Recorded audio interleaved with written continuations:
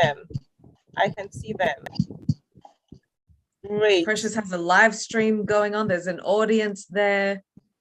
And if I do pronounce anyone's names incorrectly, please excuse the Australian accent. I will do my best. Cameras on. We want, not just for my session, but for everyone, the more that you give in to this conference, the more that you will get out of it. Life gives back to those who show up. And you are here not for me, not for IG, you are here for you and your future and what you will learn. So for that, let's see your cameras on. I cannot start until I have more cameras on. IG, you're probably the only one exempt from that, if you wanted. You call the shots around here, IG, so that's fine. You're the only one that is exempt. Otherwise, fantastic. We've got Christopher, Victor. Doesn't matter how you look. It's not about your looks. It's here to learn and be active and present participants. No notifications, no desktop notifications, no social media. You immerse yourself fully into the Kaiser world in this conference. You can come out another person. Akko, Habib, hello, fantastic. Full screen of faces. That is what I like to see. Welcome everyone, and it is a pleasure and a privilege to be here with you. If people who are not speaking, could you please mute yourself? Let's remember. I will be talking to you. Rules. Yes, let's just remember the ground rules. If you're not speaking, have your speaker off.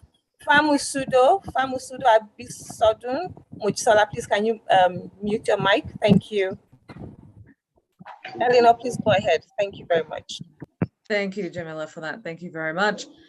I have a limited but powerful time with you, and what you will be learning with me today is how to become an exemplary, excellent, and exceptional industry leader. I can cut this presentation very short by telling you to go look at everything that the man himself, IG, has been able to achieve over 3 decades and going very, very strong. So we could wrap this up very, very quickly, but we're not going to do that. I'm going to share with you insights and concepts so that you can start bringing what leadership of the highest merit and value to society starts to look like. Because not so long ago, maybe the better part of a decade, I was where you were, and I had no idea about any sort of standard of leadership or where I would even look towards. So it is, again, a credit to Kaiser for bringing the quality of speakers that you are experiencing today and to bring these concepts into your vocabulary and into your world. Because the one thing that will impact you the most throughout your progression is what you don't know that you don't know. So the more that you choose to dedicate yourself to learning, the more that you will expand, the more that you'll be able to positively impact others, as we can see so many people under the Kaiser name actually do. So my question to all of you, please put in the chat if you think leadership is a skill or if you think leadership is a function. Let me know your thoughts in the chat box. Is leadership a skill? Or if you think leadership is a function, just put in the first response in the chat box. It's a skill. Everyone's saying skill. Yeah. I've got lots of skills. Good morning, Michael. Leadership is a skill. Yeah. Skills. Lots of skills. Both. It can be both. We do not learn leadership as a skill alone. Leadership is a function. It is a verb. It is to lead. Leadership as a function is supported by the most high impact and high income skills that you can learn for your career. Okay. So I want to get one of the common misconceptions out of the way. You need to develop the skills that support your leadership function. Because when people think that they're going to learn textbook leadership and lead from that, that's where they're leaving a lot of opportunity on the table, okay? So leadership is a function that is supported by a high income, high impact skill set. And this is what you'll also be discovering with me today. But maybe we can agree on one thing. Would you agree that in today's society, the most important function that anyone can fulfill is leadership? Yes or no? Let me know your thoughts.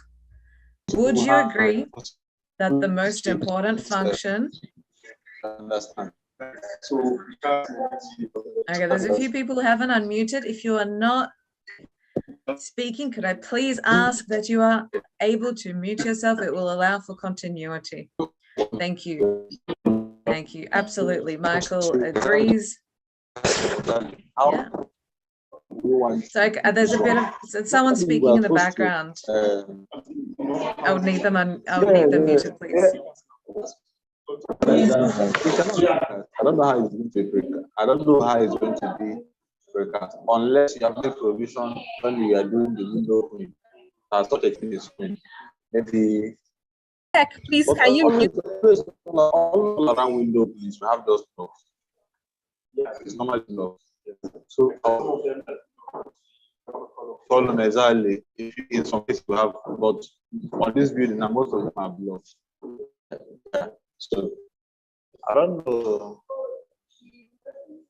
How is this thing going to be done?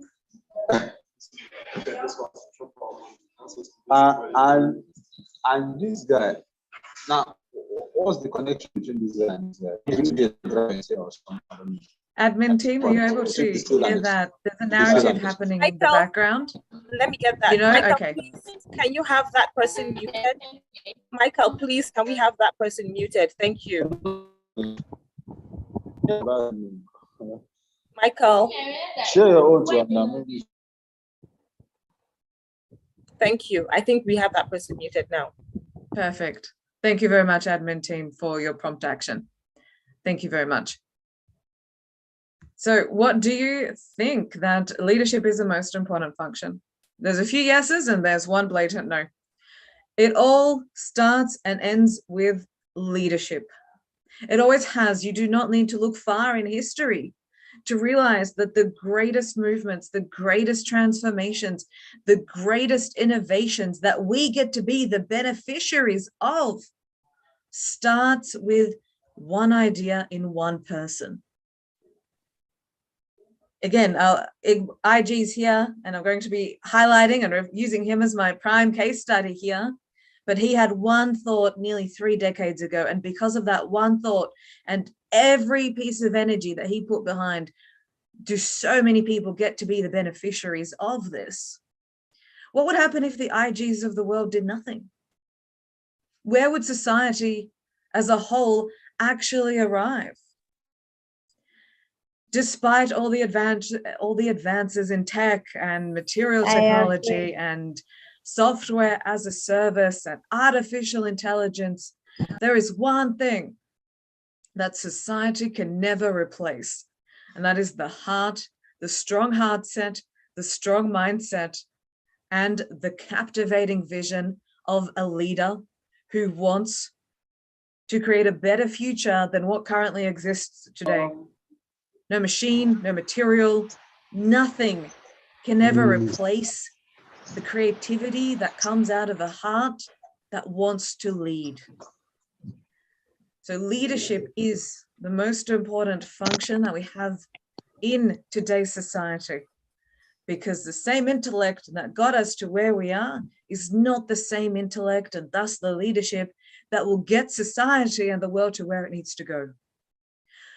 So leadership as a function, whether it's personal or professional, however this is represented, should never be underestimated in its magnitude. So in my time with you today, I promise that I will do my best to enable you to raise the standard of your leadership function and also to get a holistic picture as to what the pathway actually looks like. And whilst you may be thinking, well, I've heard about leadership beforehand, sure. However, when I look to learn from leaders, I'm more than happy to learn from leaders from any arena and any industry. And the one thing that I always look for in leaders is their results. because people will only follow leaders who have the ability to generate long-term and sustainable results for themselves. So I'm not here to talk to you from theory, albeit I have written a book on leadership and construction. I'm only here to talk to you from experience. I'm only here to give you a real-time cross-section as to what you can do immediately to shift your leadership function.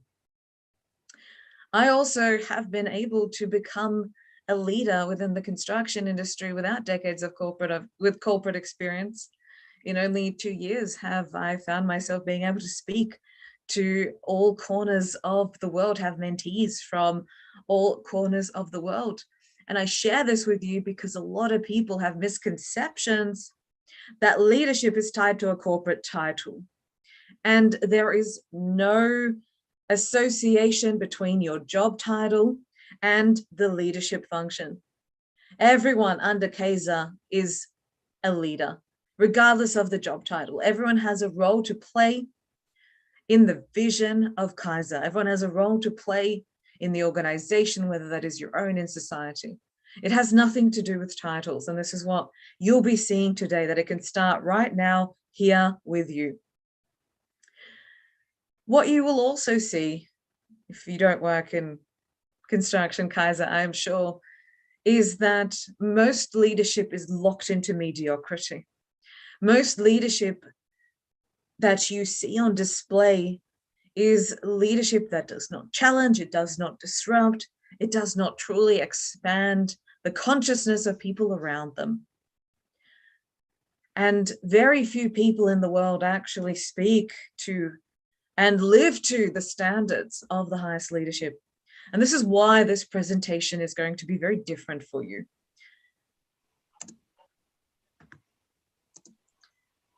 Throughout the presentation as well, if I say something that has caused you to think differently, or you have never heard that before, I want you to type in AHA, A-H-A, into the chat box. So if I have shared something that is new with you, that you haven't heard before, or that has caused you to think differently, I want to see you write AHA in the chat box. So as I just shared, this is how you're going to benefit from today's session. You're going to discover the holistic framework to leadership of the highest standard. We're also going to be revealing the leadership blind spots that may be impacting your leadership potential at the moment. Plus, I will share with you the exact skills to develop and also how you can start developing them with precision to increase your leadership, intelligence, performance, and outcomes. Put in a yes in the chat box if you would love to learn this. We've got yeses. Look, if not, I'll just have to go home. But I don't want to do that. I want to spend my time here with you. So as long as I have yeses, we can continue. And we've got lots of yeses. Fantastic. Fantastic, everyone. What I also want you to make sure is if you are taking notes, that is fantastic. But do not only write down what I say, write down what you are going to do. If you're going to extract anything from this presentation, it has to be the doing part. Okay? So let's take really good notes whilst we're here. Before I do continue though, and thank you very much for Jamila for the warm introduction, not many people know that only a very few years ago, I hated my career. I had lost over 95% of my sense of self and my authority and my own self-power in the industry. Because when I started out, I sought to emulate. I sought to copy. I sought to be what everyone else thought I should be. I hate that term. You should be this. You should be excellent, but no one has the right to tell you what you should be.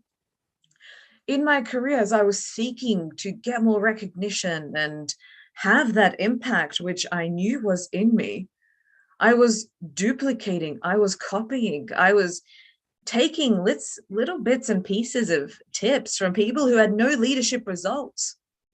I was going around in circles, but not even in the same spot. I was spiraling downwards.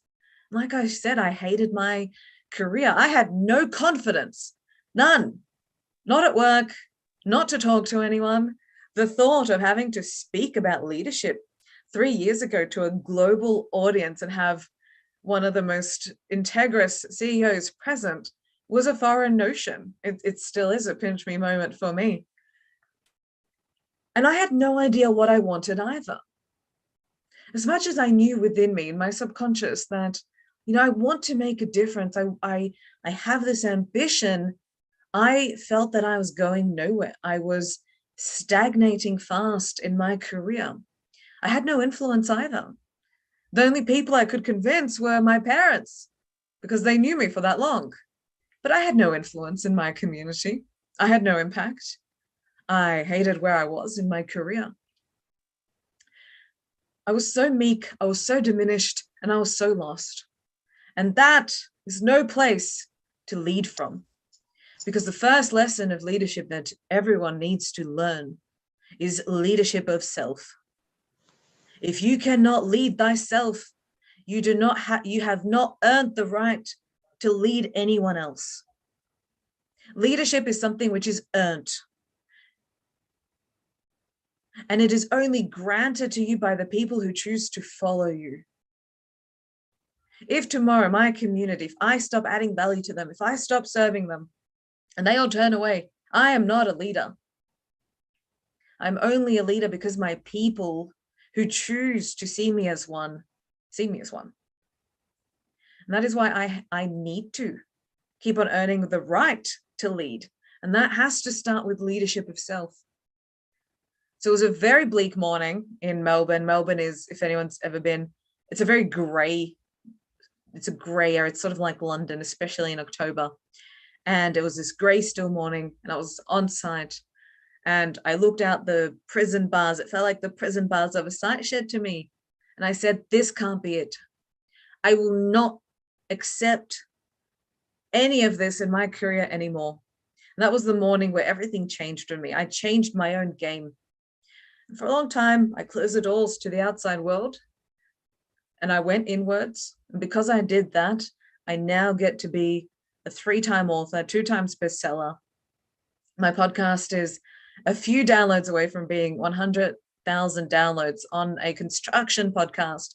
When 2 years ago, people were convincing me that no one's going to listen. Why would anyone want to listen? Well, some people do. I get to have a business. I get to have the opportunity to mentor and coach so many brilliant and ambitious minds across the world. So I didn't stay where I was. That wasn't an option. So the result that you see today in my world is because of the concepts and the principles that I will be sharing with you today. Like I said, I can only talk through experience, not here to repeat any sort of rote or antiquated literature. And one thing I want to highlight is that whilst something may sound simple, it is also simple not to do. And this is where most people end up staying in their comfort zone because they think it's so easy. How can it be that easy? If it's that easy, everyone would do it. Well, it's a paradox. It's the oxymoron of the situation. Just because something is really simple, for example, how we'll be talking to you about vision, 90% of people in the world do not have vision. That is why they follow. And there's nothing wrong with being a follower. It's not lesser than. I am also a follower to leaders. But do not be mistaken or simply cancel out something which sounds so simple, because mastery is simply mastery of the basics. It doesn't have to be complex for it to work. Throughout this presentation, I will be referring to a concept called Triple E leadership. And Triple E leadership is exceptional, exemplary, and excellent leadership. It is the embodiment of the highest standard of leadership. And whilst you may think, well, this is the norm, this is what everyone is doing, it is not the case. And this is when, I hear Iqbal's story.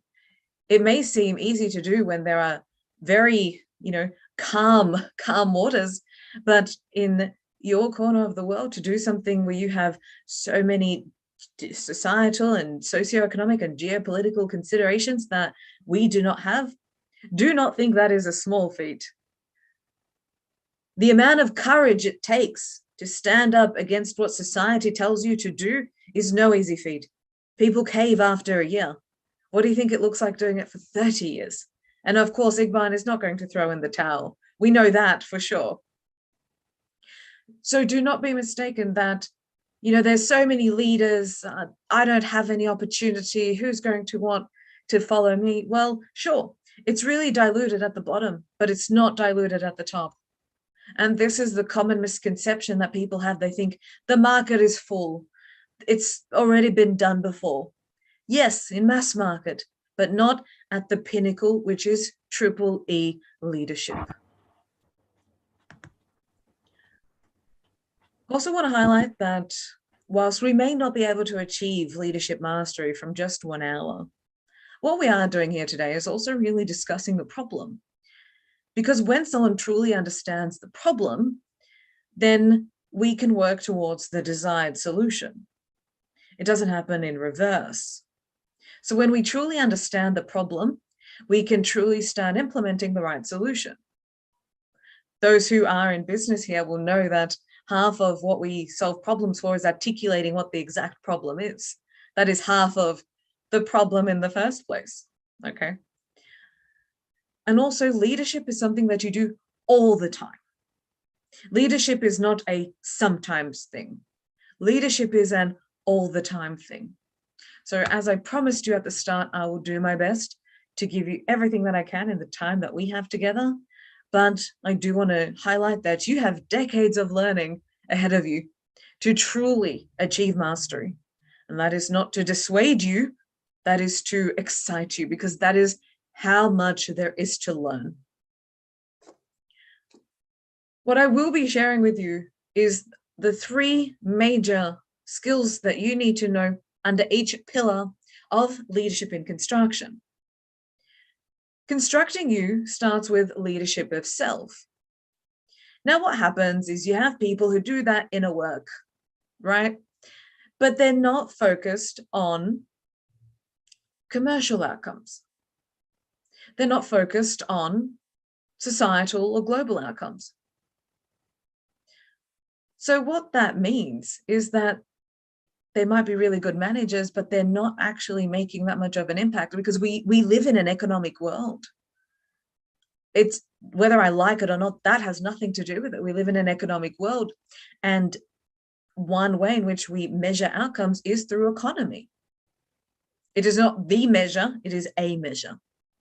So if you construct you and you work on constructing others, well, what about constructing projects? And I will be using projects and business interchangeably throughout the presentation. If you only work on constructing others, you want to pour into the cups of others and you give everything to a business, that's fantastic. But you cannot pour from an empty cup. You can only take someone as far as you can see. And if you do not work on constructing you, and I'll show you what that actually includes, then you cannot take people further than where they are. You can only lead others from a higher consciousness than they are on. At the same time, if people, again, only work on constructing projects, so they're doing a really good job at work and they're filling their cup, what about bringing other people along? You're not a leader if you're a lone wolf. It doesn't work that way. If you do not bring the people along with you, there is no leadership. The fact that there is nearly 200 people here because IG had this idea however many years back is a testament that you can do constructing you. And of course, IG has incredible entrepreneurial acumen, but he does not leave a man behind, man or woman behind. To be a triple E leader, which I showed you before, which is the pinnacle of the pyramid, is to have intense focus on each arena of leadership. And if you go and truly examine the leadership of others through this framework, you will find that there is a forgotten arena. And this is what is enabling them to, unfortunately, not capitalize on their own potential, but that of everyone else. Has anyone had any aha moments in so far?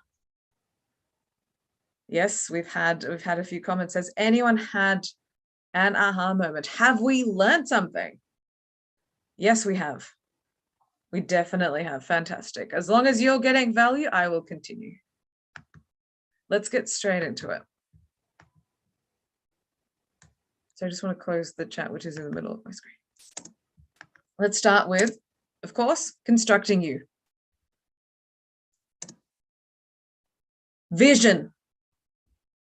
Vision is the number one thing that will change the game for you. Who would like to provide me with what they think vision is and where vision comes from? Put in the chat box what you think exactly. It's impact. That's right. Everyone write that down.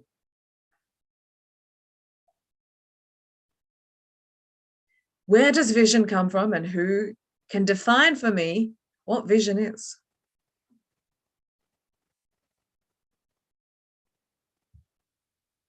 Do not be concerned if it's the right answer or the wrong answer. I want to see people think. Foresight, yes. Vision is the picture of the world you see that is not yet in existence. Very good. You can't take people where you have not been. Everyone, write that down.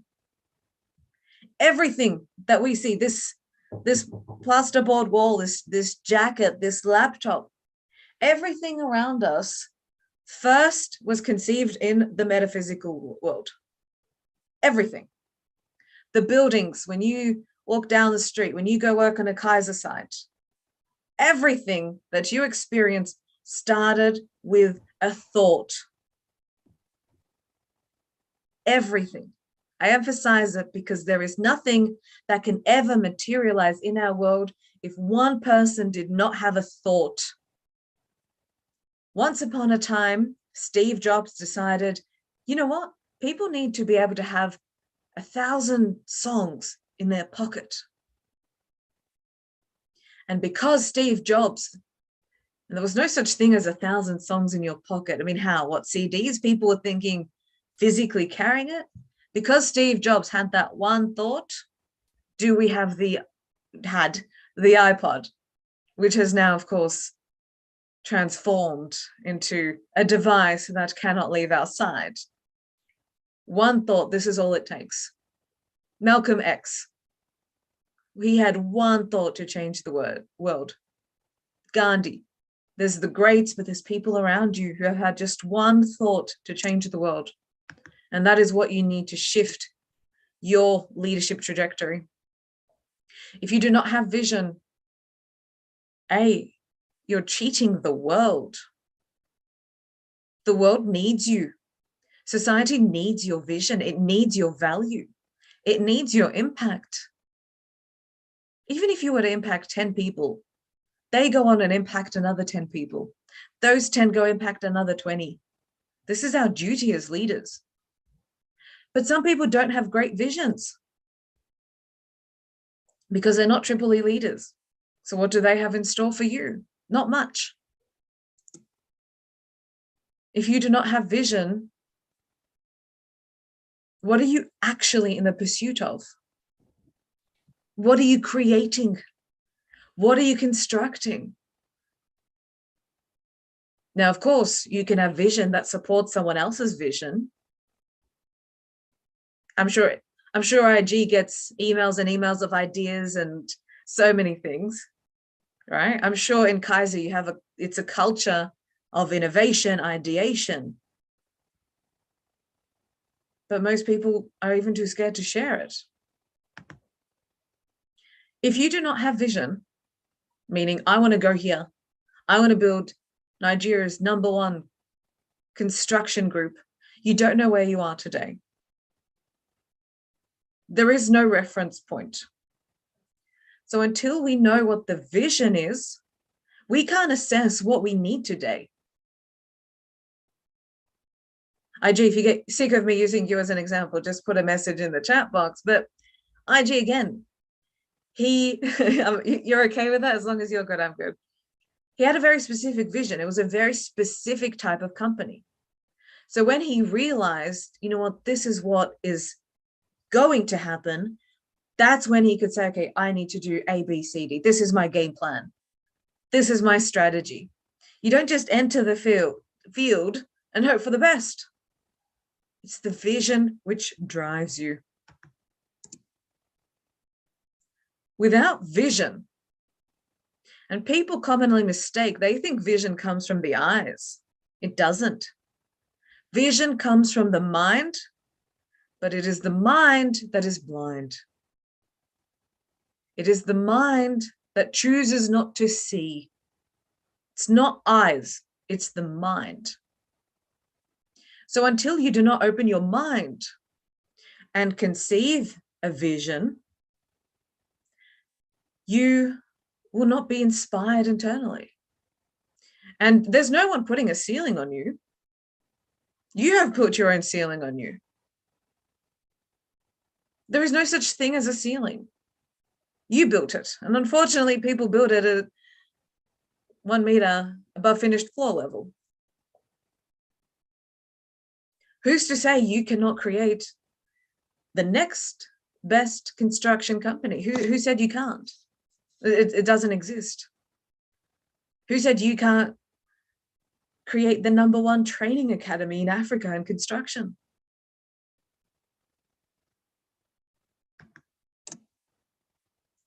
People who don't have vision get stuck in that middle band. And where most people go wrong with leadership is they say, when I'm a leader, so when I get the title at work, then I will start behaving like a leader. It doesn't work that way. If you want to surpass the middle band in the marketplace, wherever you go in the world, you start with delivering and functioning like a leader now, not when someone gives you a promotion. And this is also ignited with vision. What can you create that other people cannot see? And as Iqbal correctly mentioned before, you can never lead someone to a greater place than where you are. I cannot promise someone to, this is how you build $100 million company. I haven't done it before. But I can tell you how to achieve what I have achieved. So you want to lead and you want to continue driving impact. You want people to forget the fear state that they live in. You need to continuously do that for yourself. And this is why, exactly, Yvonne, leaders continuously make changes for improvement. Your followers are banking on it. They're always watching. They're waiting. They need you to do that. If we do not have vision, what would happen to society? Everything that has already been invented is already invented. That's it. Done. No more new. That's not a society I want to live in. And everyone has the same opportunity when it comes to this plane of leadership. So this is what you can do. This is how you can construct your vision in 3 easy steps. First, ask yourself, what do you really, really, really want? I couldn't answer that question to save my life in the 2nd year of my career. Now, someone asks me that question, I have to ask them how much time they have, because it's a longer answer. The second step. What do you wish existed in this world? Do you wish that everyone would have equal access to opportunity? Do you wish that no person should ever go hungry? What problems that you didn't create do you want to solve? Do you ever hear people either in the corporate office or at university saying, oh, I wish I had this? People build billion-dollar companies from, I wish I had this. If anyone drinks from a water bottle, some water bottles have a special design where the part where you put to your mouth, it has a little lip which stops the water from dripping. No one ever notices it. This invention was born because one man was frustrated that every time he finished drinking, his t-shirt would get wet. This man is worth millions of dollars. He patented a lip on a bottle. Okay, small negligible problem, but when you hear people say, I wish this existed, why doesn't it exist? Can you be the person to make that happen? And I want you to identify the impact and influence you wish to have. When you are gone, and we're all going to expire one day, what do you want people to say about you? Do you want someone, and also don't wait until you're gone for people to say, you know what, because of this person, I changed my life. What would you love for people to think differently on, feel differently on, dream differently on? I'm sure because of what the Kaiser Foundation does, there are youths, and IG has shared this, that they had no future, not through their own choices, but now they do. No one can forget that because of Kaiser's positive intervention, are they on a completely different trajectory? You cannot forget that. Thank you very much, Tamito. You think of these three things in unison every day. If you ask yourself these questions every day, you will have a vision. I'm going to move fast because we have a lot to cover and lots of aha moments, which is great. And I was going to ask you the question, but I pressed space too far. I do not impress anyone with my tech skills, only my leadership skills. The greatest predicator to your success is your mindset. There's a quote, I do not remember by who, Henry Ford.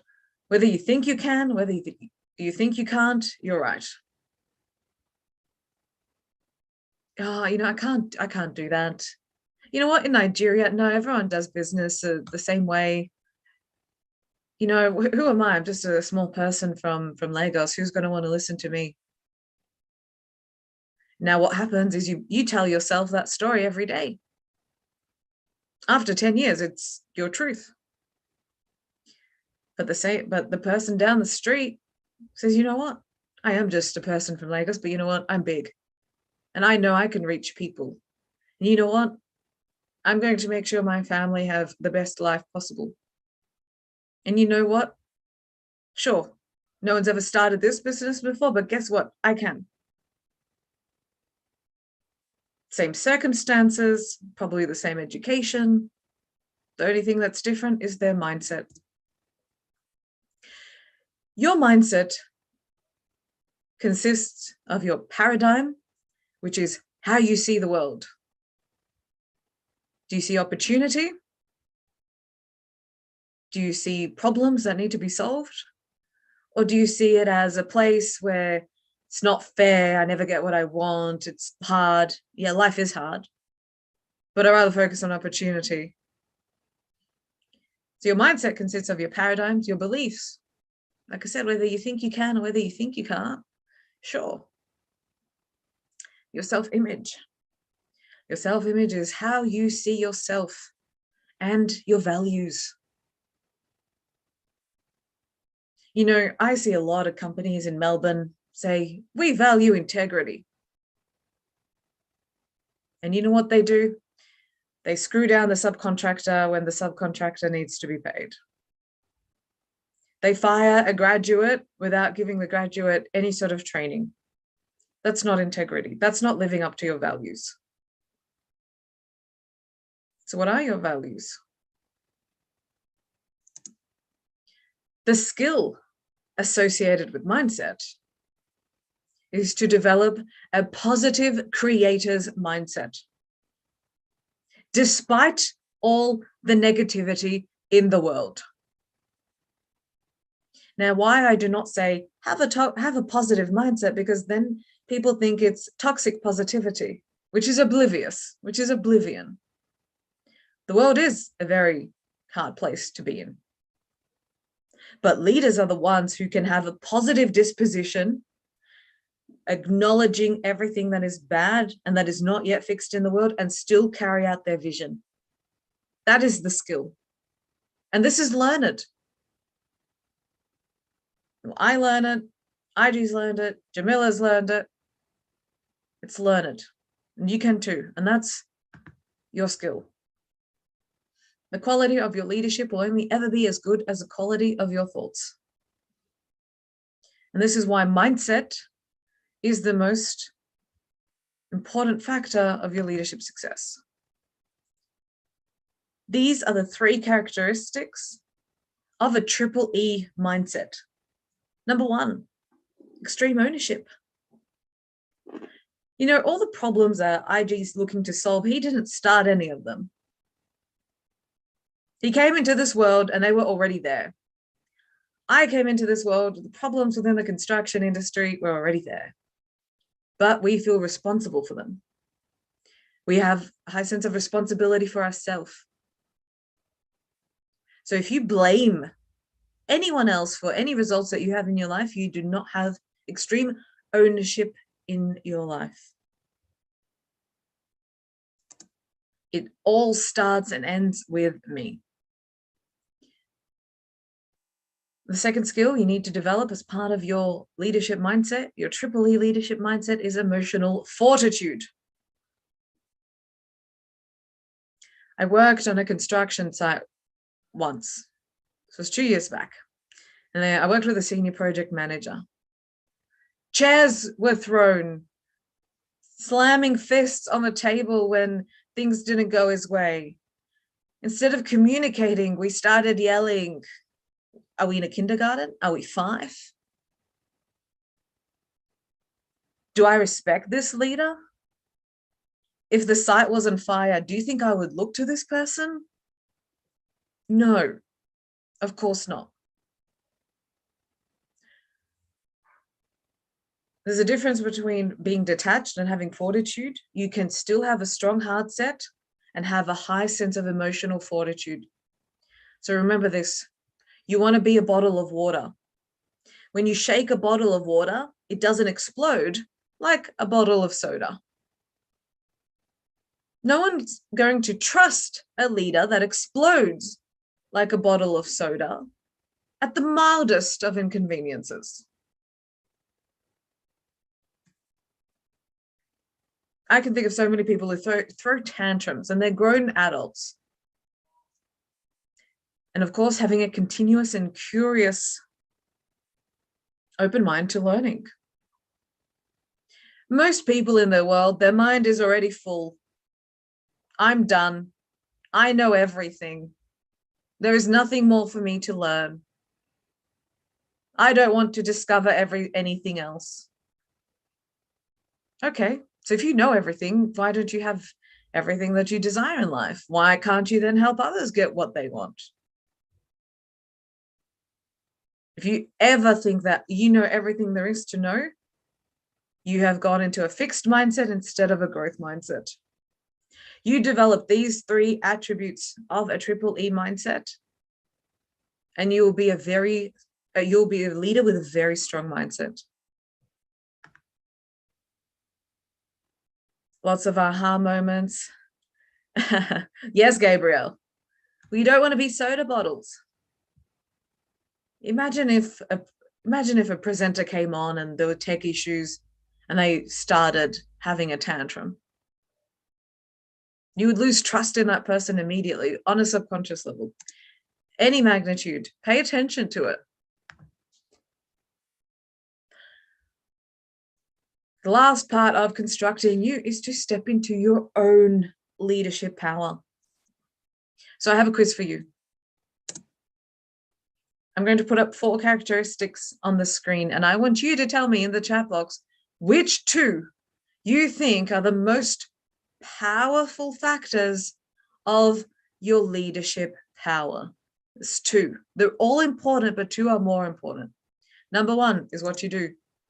Number 2 is who you know. Number 3 is who knows you. And number 4 is who you are. Which 2 do you think are the most influential to enable you to step into your leadership power? Let's see your answers. You're all very quick. Quicker than when I present to people in Australia. They just sit and think, and it takes them so long. I love the energy here. Thank you. Okay, there's no way I can read all those out. That's way too many. Fantastic. I have seen a few correct answers in there. Some people are on the money. What you do is your technical skills. For the first 5 years, your technical skills are important. After that, that's not what's going to get you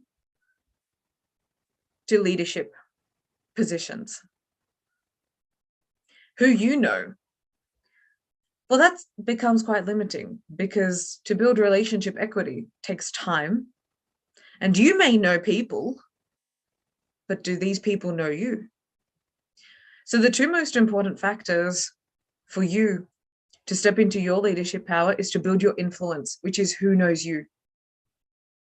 But for you to be influential, people need to know who you are. And that is your personality. I failed and fell flat on my face so many times when I was starting in my leadership journey, because I tried to copy other people. And their leadership worked for them. It didn't work for me.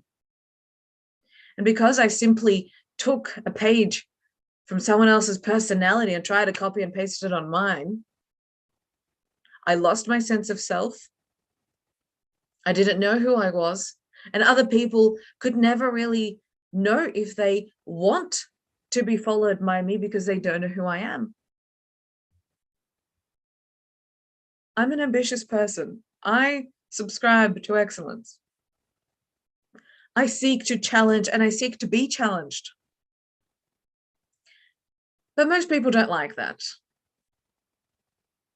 That's also not my problem. When I first started my leadership journey, I made everyone else's opinion my problem. And because I did that, I was very weak. So you want to become a powerful leader, you need to be an expression of your personality.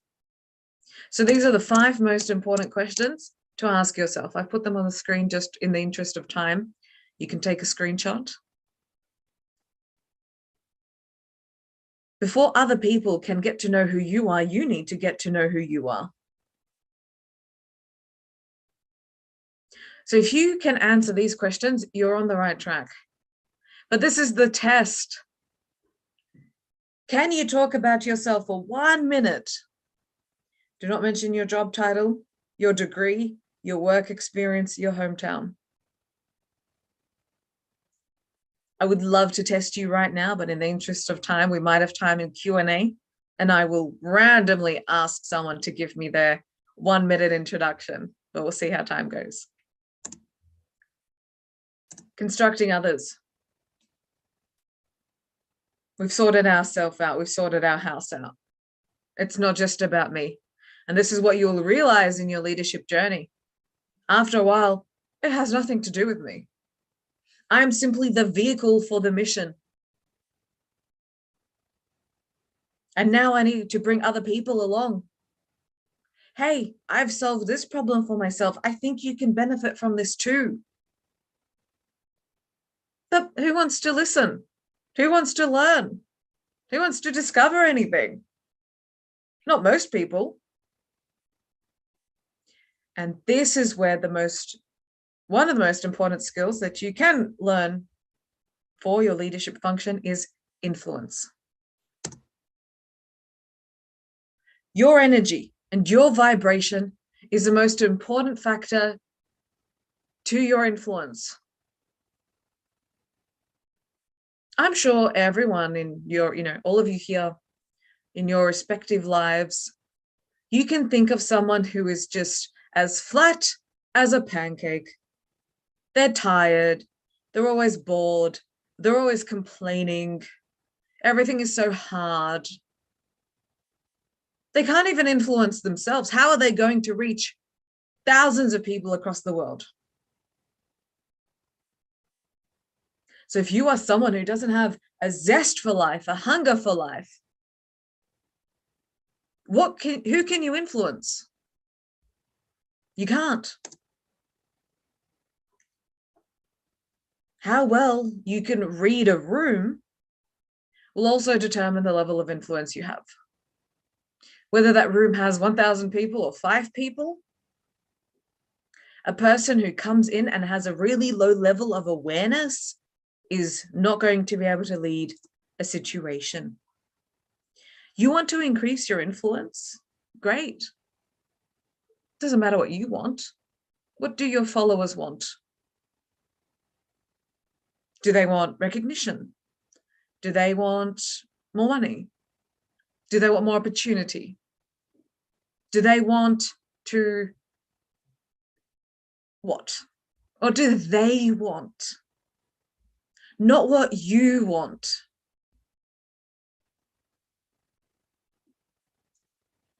When a follower sees that you are in the active pursuit of making sure that they get what they want, they will follow you. But if they see you as a leader being self-serving, they won't be interested in you. I put out content every day on LinkedIn. It's not about me. It's about what the followers need. Leadership is always about outcomes and results. The first thing in any leader that you ever come across, look at their results over the long term. What we don't want are what I call LinkedIn leaders. They change their tagline and then they put up a few posts, reach for the stars. And then when you actually have a conversation with them and you ask them, what have you achieved in your life? They have nothing to show.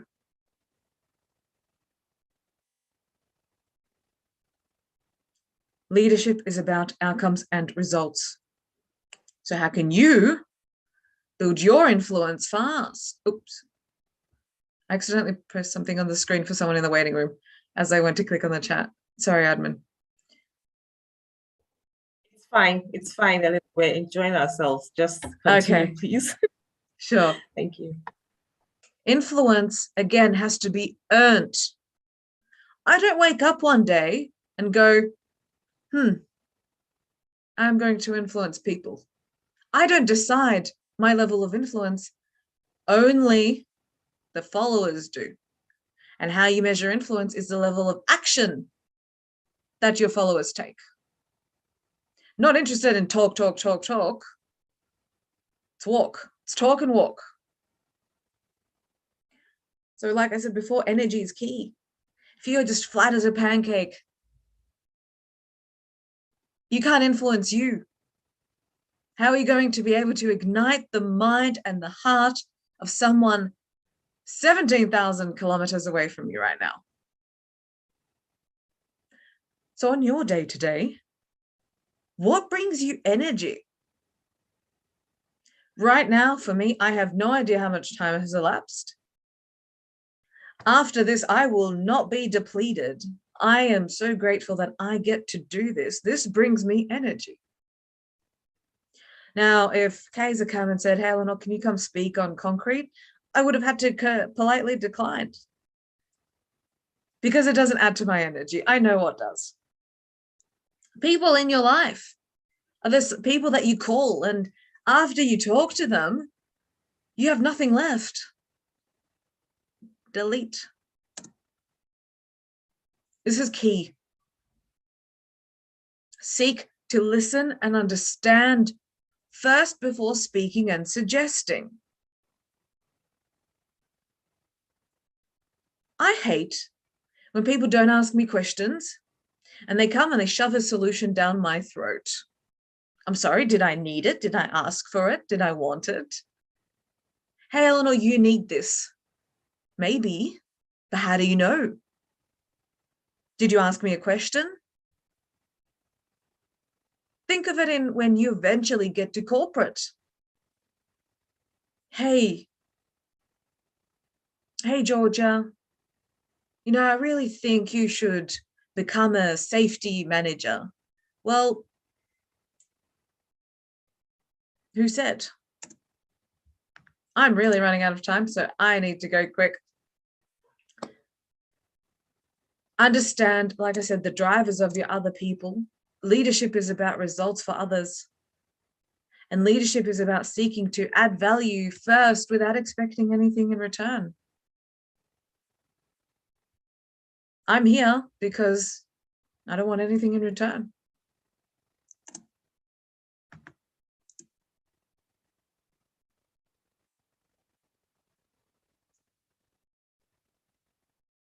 Remember this. Sure, I could have come and spoken to you today about leadership, but I'm seeing your comments. Imagine if I was bored speaking. Hi, everyone. You know, I'm here today and we're going to be discussing about leadership. I have 8 years of experience in construction. You would leave, as you rightfully should. Speaking is not just about words. So I want you to remember the 5 C's of construction communication. I'm just going to put them all up on the screen in the interest of time. But if you are speaking and it is not clear, you haven't conveyed the message. If you are speaking, but it takes you 40 minutes to make a point, no one is listening. If you are talking, but you're talking in really fluffy language instead of concrete, this is what you need to know, I can't do anything with that. It needs to be coherent. If someone doesn't understand something, it's not their fault. It's mine, because I am in charge of communicating, not them.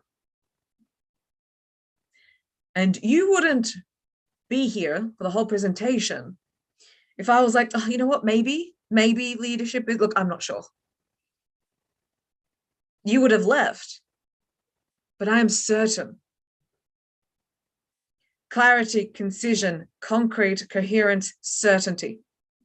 Stick this up where you can see it every day, and your communication needs to hit every single target, because your communication is only as good as the outcomes that you can achieve for your life.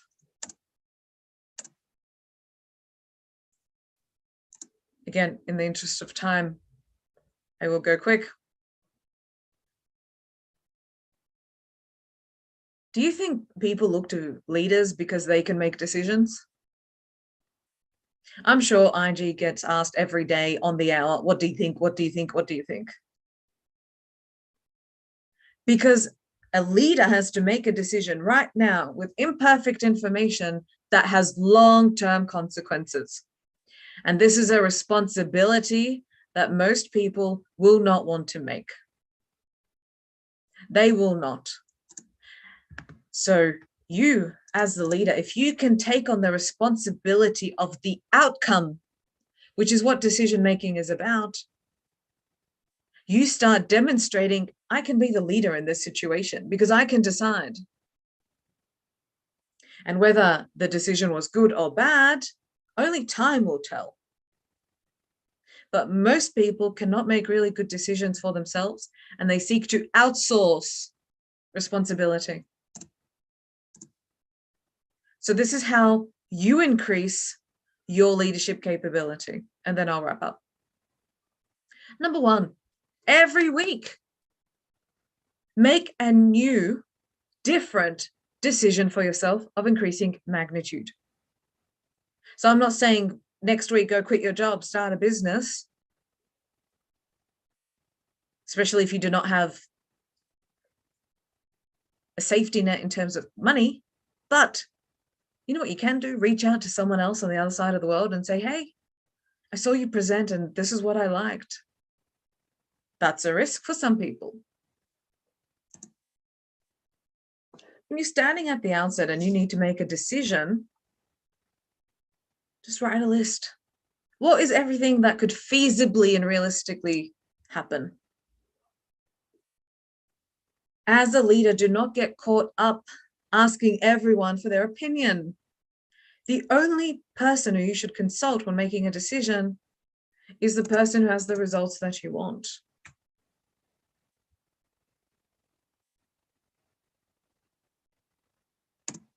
Okay, we're just about to wrap up, so I'm going to very quickly go through constructing projects. And this is about making an impact on a broader global scale. And the one skill that you need to develop in order to achieve this is entrepreneurial thinking. You do not have to be an entrepreneur, but you can certainly think like one. Now, a few people have been asking for slides and you've been sending me your email. These slides will not be made available by me as part of the soft copy. This is, of course, my presentation, but if you love what I have been speaking about and you have found it of value, then you can get the full version, of course, in my book, Leadership in Construction.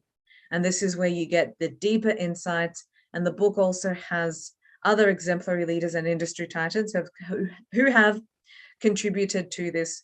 So if you would like the full version, and if you like what I've said today, then you can get a Kindle copy or a hard copy of my book, Leadership in Construction.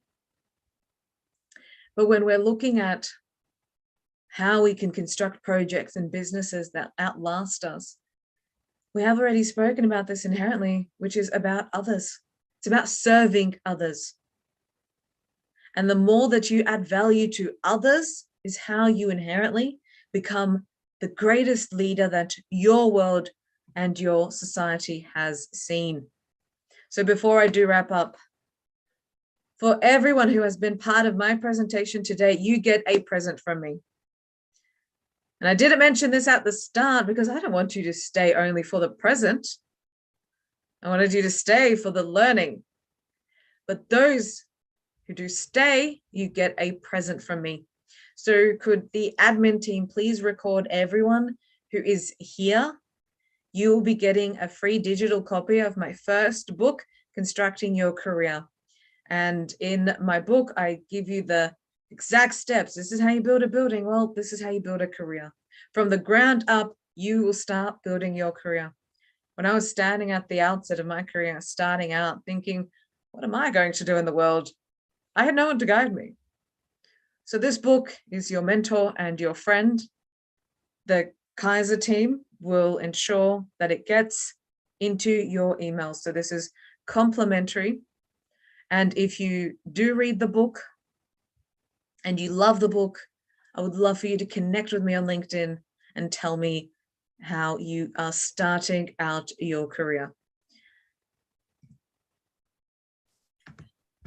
That is a quick wrap up. Thank you for giving me that extra minute in there. It was tight, but I appreciate it. Thank you very much, everyone, for being in attendance. There are many questions, so over to the admin team. Thank you so much. Thank you so much, Eleanor. In fact, I had my expectations, but my expectations were here.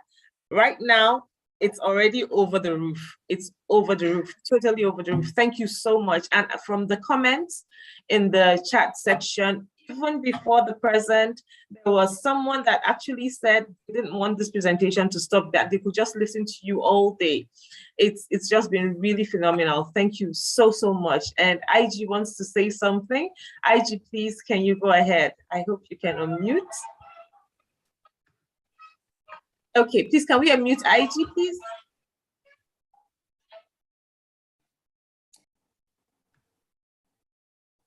Okay.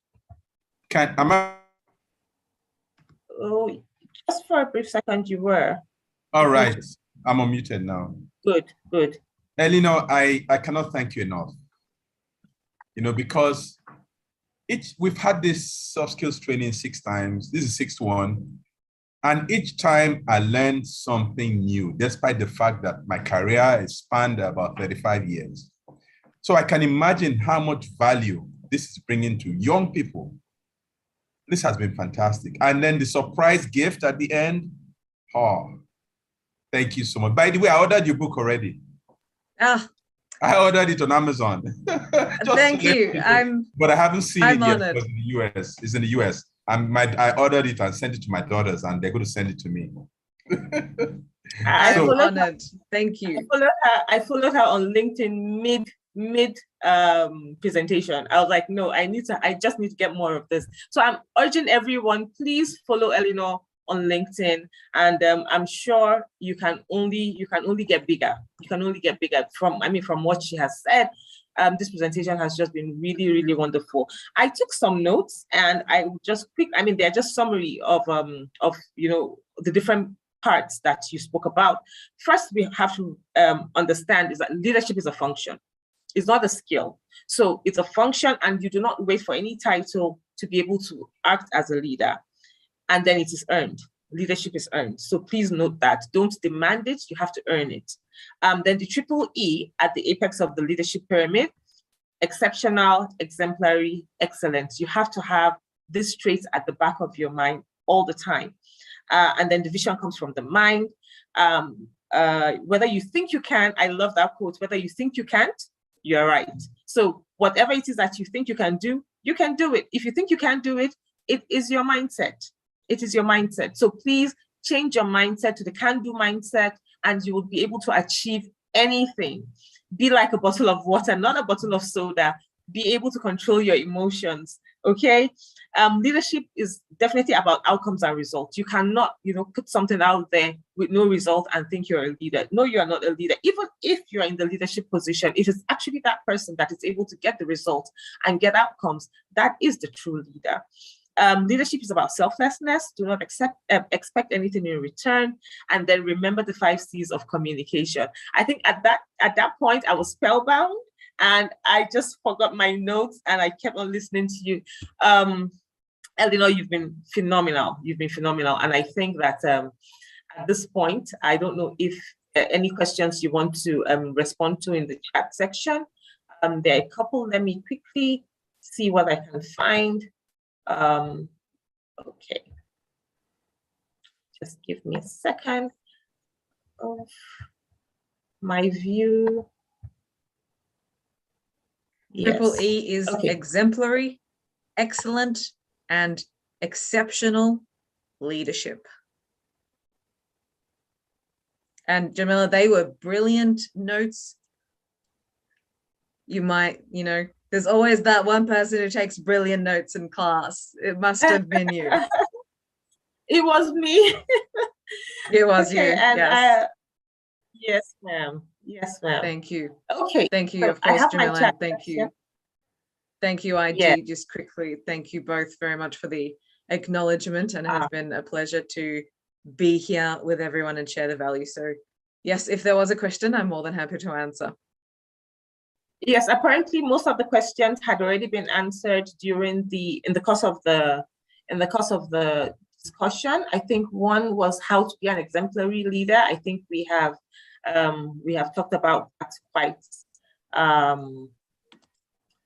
quite exhaustively. Can an undergraduate or a student have leadership skills? Can an undergraduate or a student have leadership skills? Yes. What are you waiting for? Just came in. And this is the misconception. So I'm it's too not- young. Yeah. No, sorry, go on.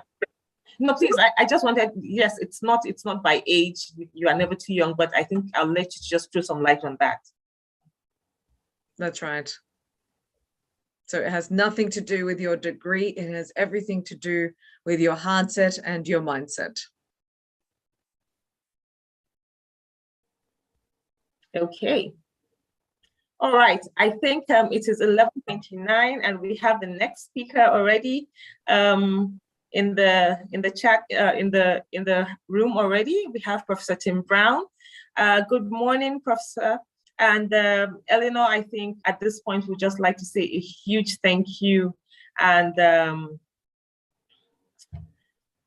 thank you. I mean, thank you for supporting the Foundation. And thank you for everything that you have done for us. Thank you for the gift also. I'm sure the students and the participants are very, very excited about that. So with that, we would like to say thank you and looking forward to more collaboration with you. Kaiser Foundation, Construction Kaiser, and also M&E Kaiser. Looking forward to more collaboration with you in the future. Thank you so much, ma'am.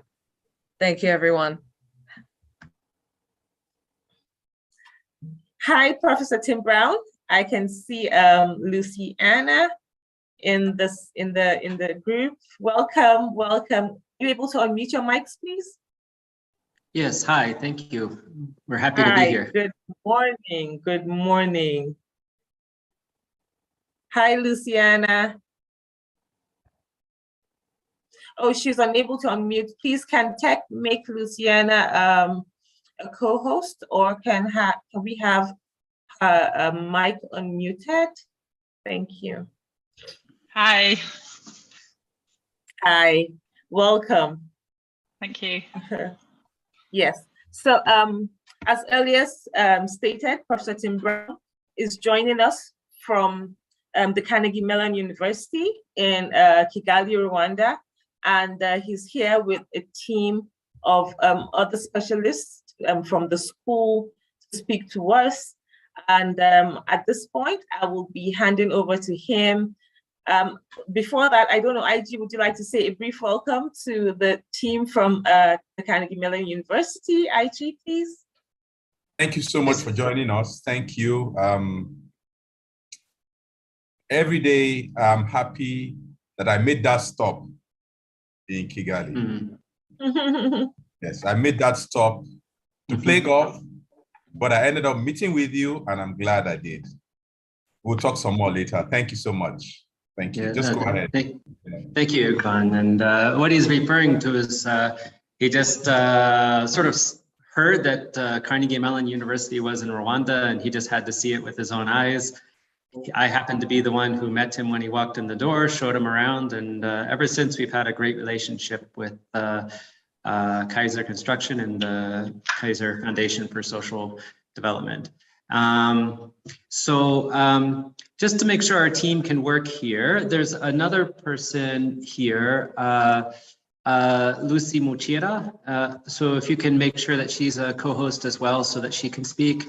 And also Abraham Dariel, he's also on the call. So Lucy Muchira and Abraham Dariel so that they can also participate in the conversation. Yes, tech will be working on that for Abraham and Lucy.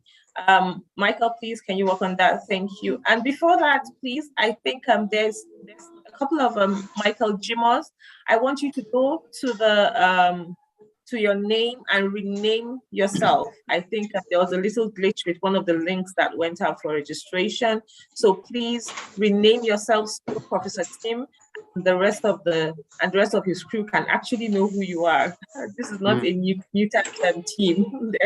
There's only one Michael Jimo. So please, if your name is not Michael Jimo, please rename yourself to your actual name so we can know who you are. Thank you very much. And I'll be handing over to you now, Professor Tim. Thank you very much. Great, thank you. So I'm Professor Tim Brown. I'm a one of the faculty at Carnegie Mellon University, which is a university located in the US, but we have a branch that's in Kigali, Rwanda, and it's known as CMU, Carnegie Mellon University, Africa. I've been in Kigali for 10 years, and certainly it's been a great journey learning about Rwanda, East Africa, and the rest of Africa. I've been to a dozen different countries in Africa, and I've been to Nigeria a few times. And Nigeria is always a crazy, wild, and exciting experience, and I always learn so much when I go there. So so today we're going to be talking about, let me just pull up. Today we're going to be talking about lifelong learning. And it's actually a team of us who will be presenting. I'll be more or less the MC for this. And then I have 3 different people who I'll introduce shortly here and their roles. But together we hope to give you a good idea about what lifelong learning is about and why it's so important for your careers. So I think we have a Zoom poll queued up, question 1. If we can put that to the participants. And I know you're collecting this data, but we're also just sort of curious from our side who our audience is to see the different backgrounds.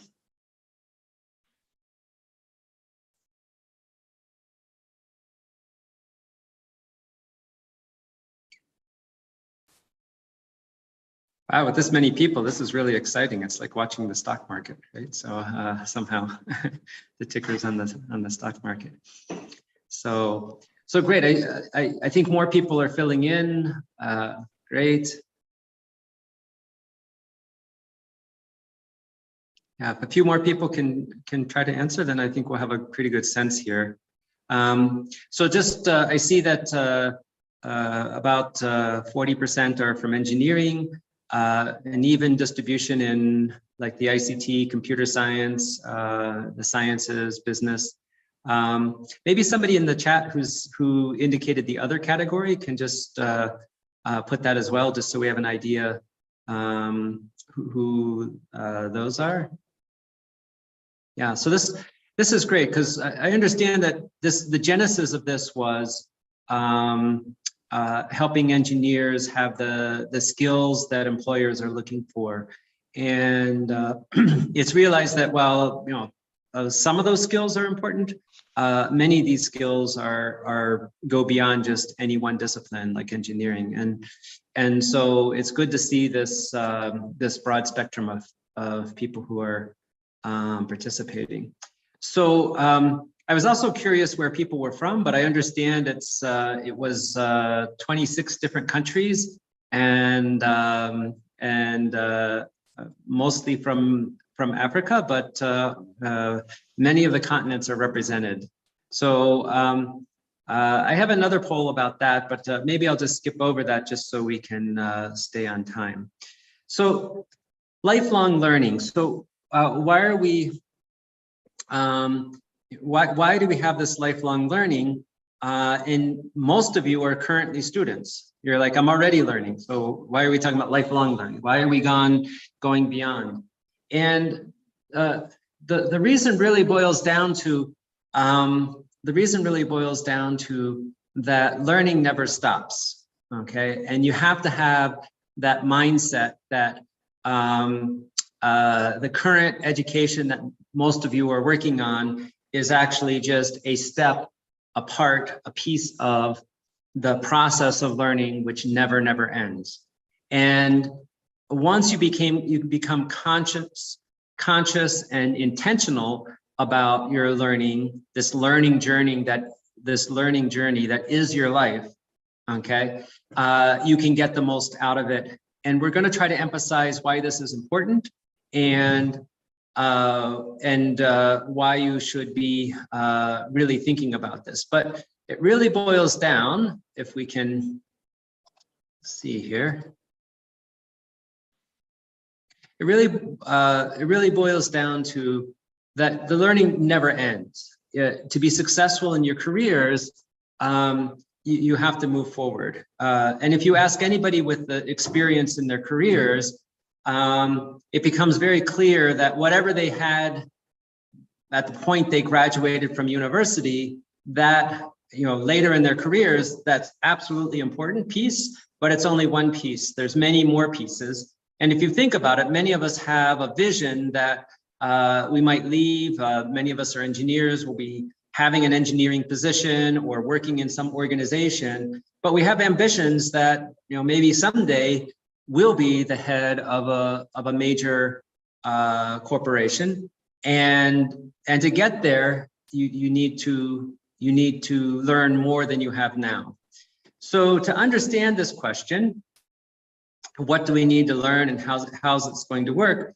We have a program. So first, we'll have Luciana Kelly, who will speak to us.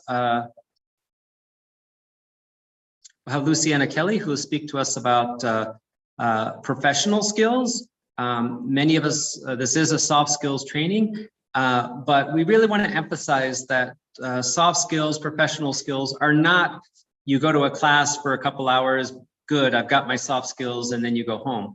That really is actually these are precisely the kind of skills that really take intentional effort to develop throughout your careers. And even at my stage of the career, I still make decisions that there's a better way I can interact with people. There's a better way I can do things. And then I read about it, I practice it, and it becomes part of the way I work. And it's something that you do. Again, it's not something you do like a few times at the beginning. It's something you're doing throughout. There's always ways to improve.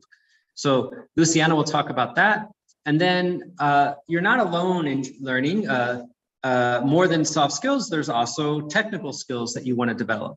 And to develop your technical skills, there's many professional societies out there. Many of you are maybe aware of IEEE, the Institute for Electrical and Electronic Engineers as one example. It's a huge professional society. They have tons of materials to keep you up to date on the latest technologies. And we'll have Lucy Mochira to speak about that. And then I believe everybody here is a student at university or colleges. And so you're already aware that that's a path to quickly learn a lot of information and a lot of skills and a lot of knowledge that can help you in your life and your career. And we want to talk a little more about that. What's the next step about graduate degrees and what's their role in lifelong learning? So we'll have Abraham Dariel to speak about that. And then at the end, we're going to try to leave plenty of time for question and answers. And so hopefully we can have a good discussion at that point. So we'll start with Luciana Kelly to talk about professional skills, a lifelong journey. Luciana is an instructor of professional academic skills at CMU in Africa. She's been working in Africa and supporting students for 13 years. And she's really got a lot of experience and knowledge about professional skills, academic skills, and the kind of soft skills that we're talking about here. And so I'm looking forward to hear what she has to say, because I'm sure I'm going to learn something, and I hope all of you do as well. So with that, I'll stop sharing, and then Luciana, you can take over with your presentation. Thank you. Thank you, Tim.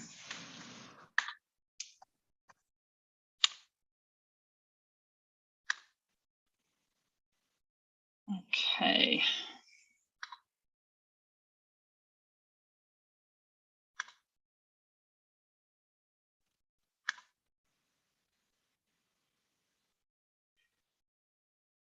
Okay, can you see my screen?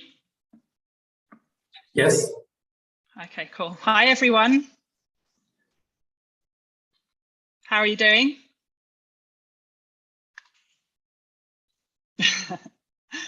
I don't even think I can see your reactions. There's so many of you, but very nice to be here. And as Tim said, I'm an instructor at Carnegie Mellon University, Africa. I teach soft skills here. And my professional and academic background is in education and in psychology. And I think that the topics of soft skills and lifelong learning are a really interesting intersection between those two areas. So that's what we're going to be looking at for the next 20, 25 minutes. Michael, I see you have your hand up.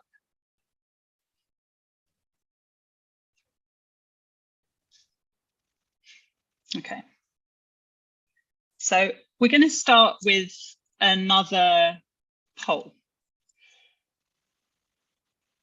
Just, it doesn't matter whether or not you know the answer to this, but I'd just like you to guess, what percentage of new employees do you think fail within the first 18 months of employment because of a lack of soft skills? I believe we can even put that up as a poll. Yes, there you go. So we can see what people think here. Okay, so just have a guess.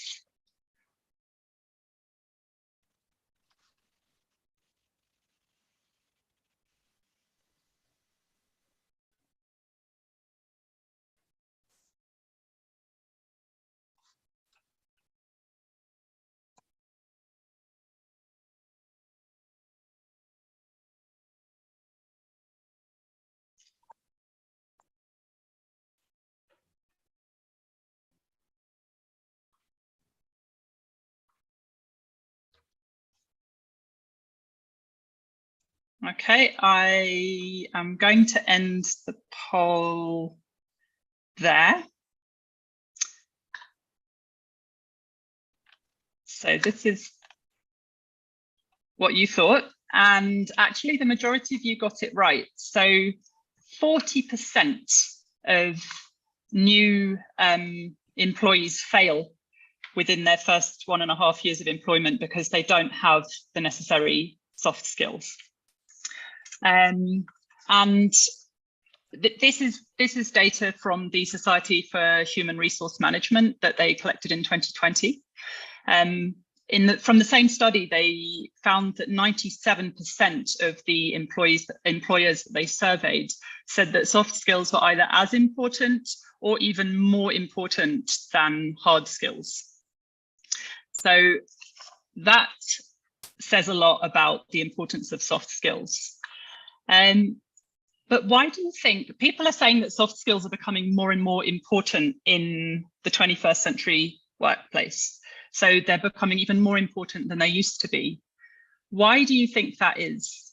I should have said at the beginning of this session that I'd like to make this quite interactive. So I'd really appreciate it if you just, I can see Victor, you've got your hand up. If you raise your hand, if you put comments in the chat. Victor.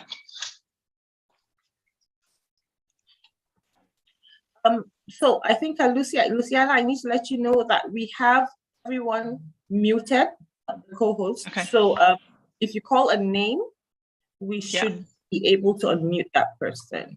So Victor, go ahead, please.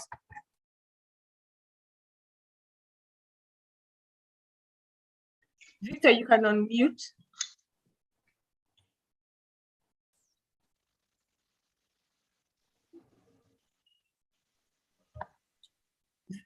Okay, maybe we'll go to Michael Coiler.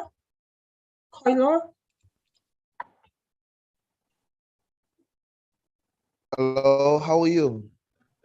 Hi, Michael, good. Okay, all right. Soft skill is very essential in this 21st century when it comes to having a workflow, all right?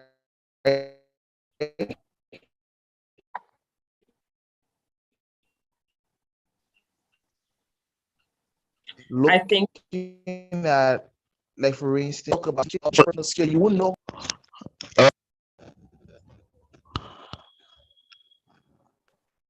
Michael, we can't hear you well. Hello, you get me, right? Yes, we can hear you now.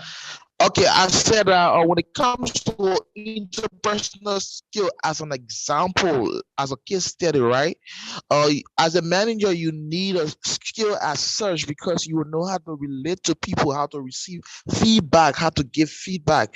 And now we're looking at the era of technology, with the coming of technology and other machineries when it comes to industry. Interpersonal skill is essential because there are some employees that need acquaintance with those machineries that are used for for for work and to get the work easily done. Thanks, Michael. So you're kind of emphasizing the way in which 21st century workplace is pretty team oriented, or more team oriented than in the past. And so you need to have that level of interpersonal competence, and also having the soft skills to complement the hard skills. Are those the 2 points that you're making? Yes, definitely. Thank you very much. Obviously. Thanks, Michael. You're welcome.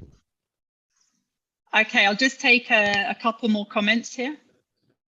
Okay, can you give me a name and I can unmute? I can ask them to mute. I was hoping you might be able to help me out with the pronunciation. Olaonipekun. God's power. Yeah, so that's God's power. Olaonipekun. And you got that very much well. You got that right. So God's power, please go ahead. All right. Good afternoon, everyone. I think soft skills is very, very important in improving one's ability to work with others in this 21st century. So a business owner, self-employed, can actually be more attractive in their business with the use of soft skills. Yeah, I think that's a really good point. There was actually a study that Google did in 2017 where they looked at the characteristics of their highest performing teams, and they found that soft skills were actually the #1 determiner of success within their organization. So that what you're saying is backed up by research. Thank you. Okay, one more person. Let's go for Michael Jimo. Okay, so there are a couple of Michael Jimos. I think I should have also mentioned that. So we had a little bit of a glitch, and the link by Michael Jimo was the dominant link that was used for registration. So I'll just pick a name. Let me see. Okay. Okay, I think Michael, just give me a second.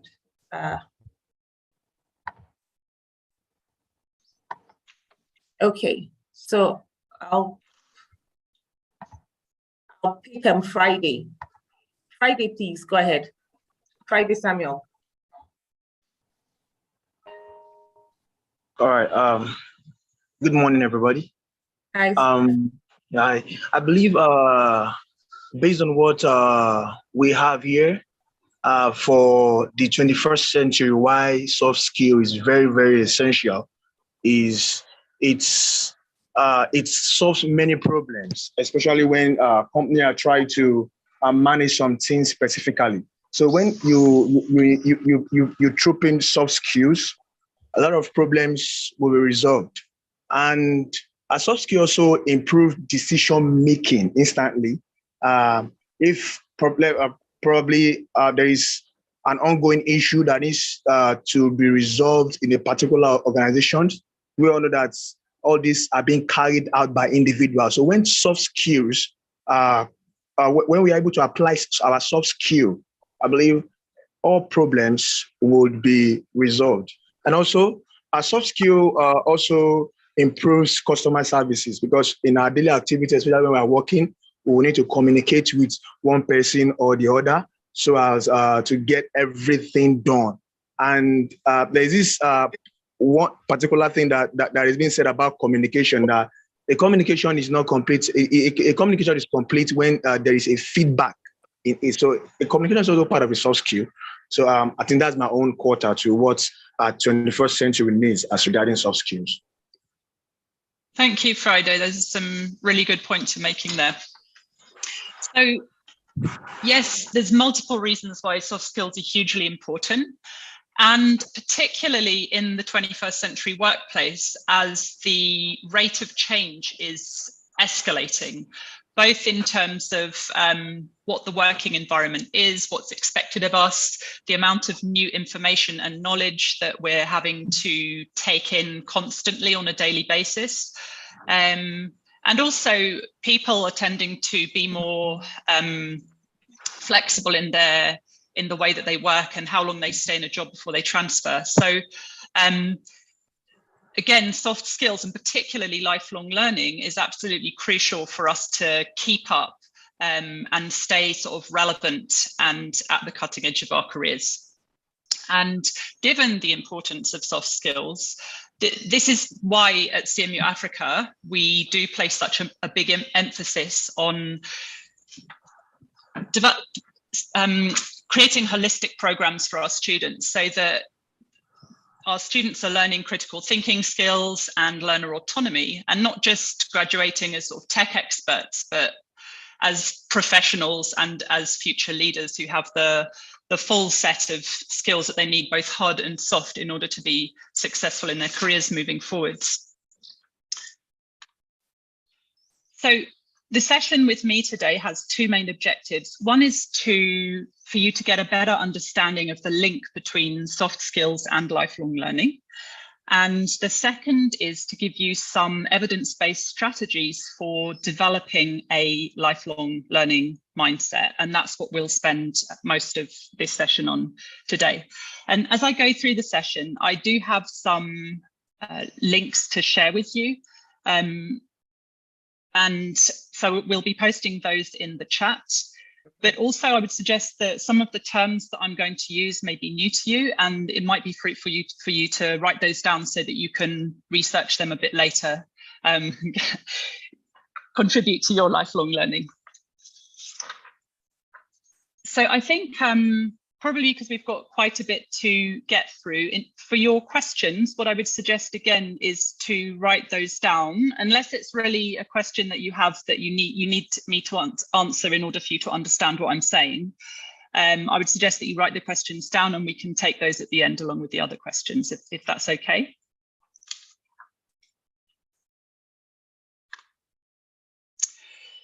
So, which soft skills should you focus on? Because there's a lot of soft skills. So how do we know which ones are the important ones for each of us to develop? Well, one way that you can figure this out is to go online and look at lists of soft skills and what different websites are saying are the most important soft skills.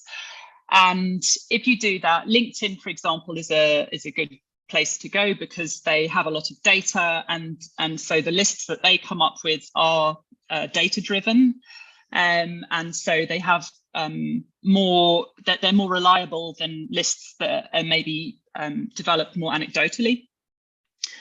And so that's one way to do it. And what you can see here, these 10 soft skills that I have on the screen here, are from some of those lists, saying these are the top skills that recruiters are looking for over the last sort of 5-6 years. An issue with that is that these lists are, first of all, they're often generated in North America. So how relevant they are to this continent is something that we need to question. They're not going to be completely irrelevant, but are these the top soft skills for the African continent? And also, are they the top skills for the industry that you want to work in? So that's something that you can also think about and look into, is what are the soft skills for your particular industry?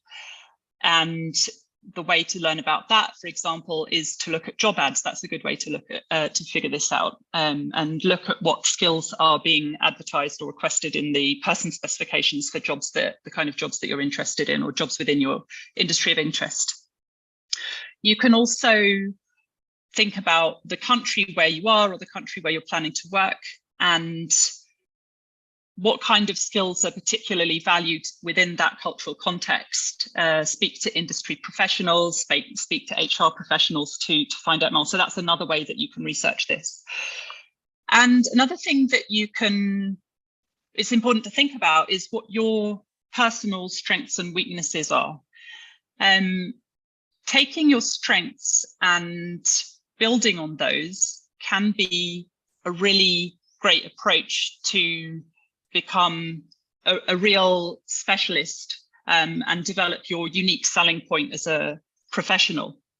So it is a really good idea to know what your strengths are and to be able to develop those further in the area of soft skills as well as hard skills. But you can also think about your gaps, your areas for development in terms of your soft skills, and think about whether you also need to do some work to bring those up to a place where you're able to function more effectively in those areas. So one way to do this is to do self-assessments. So there's a lot of different self-assessments online. One of them, Abe, I actually sent you some links to these websites. And so the first in an email, and the first link is to the VIA character strengths questionnaire. And so that's one that we can put in the chat now.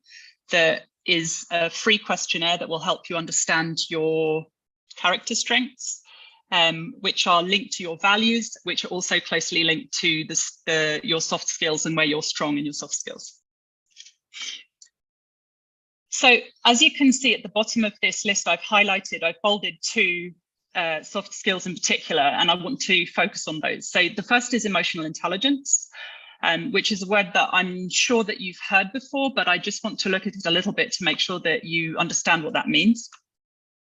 And the second is lifelong learning. So lifelong learning is interesting because it is considered to be a soft skill, but also pretty much all the soft skills require lifelong learning. They're not skills, as Tim said, it's not like learning to ride a bicycle. Once you've learnt it, then that's fine and you'll never forget again. Like soft skills are skills that you really need to sort of work on and maintain throughout your lifetime.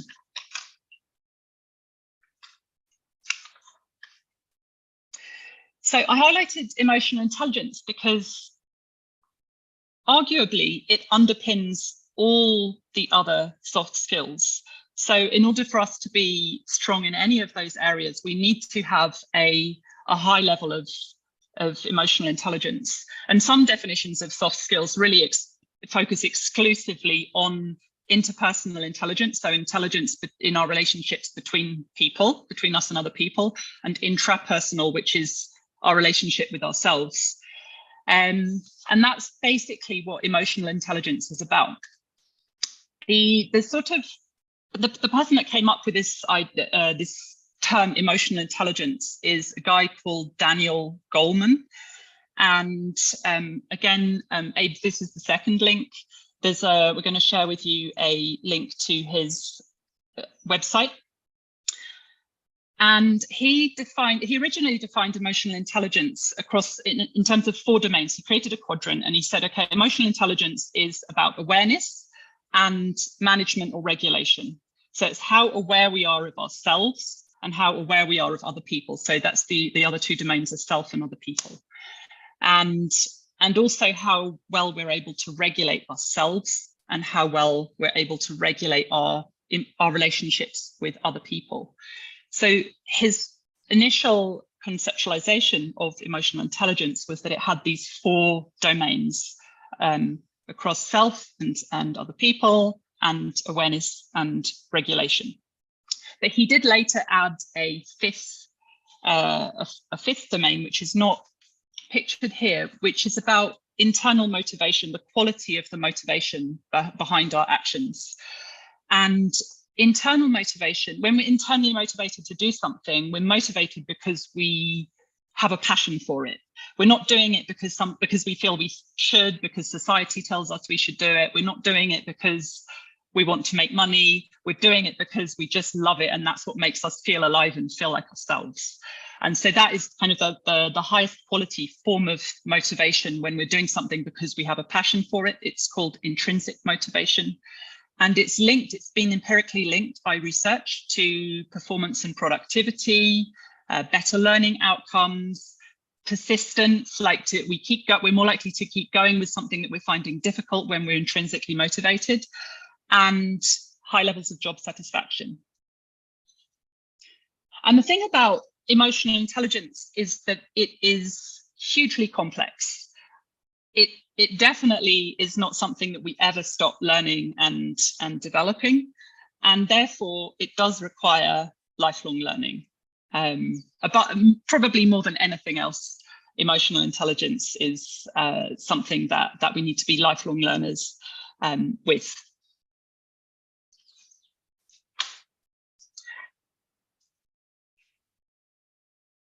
And I'm not able to, so I just want to pause for a second because I'm not able to see what's happening in the chat. Are you getting the links, or are we going to share those at the end of my talk? No, the links are coming. Please, I've been sending the link. Okay, cool. All right, so the third link that I wanted to share just now is a link to another emotional intelligence resource. It's actually a really good training company, and they've got some useful resources on their website. I think their courses have to be paid for, but I think it's worth just exploring anyway to see what other resources and information they have on there.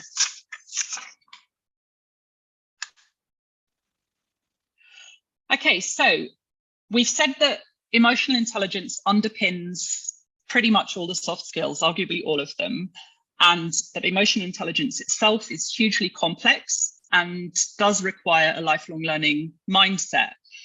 So what can you do to develop your soft skills over your career as taking a lifelong learning approach to your soft skills development? And this is a question that, again, I would like your answers to, your thoughts, your ideas. What do you think you can do to develop your soft skills over your career? Patricia. I will be unmuting Patricia now, so she's able to respond. Thank you.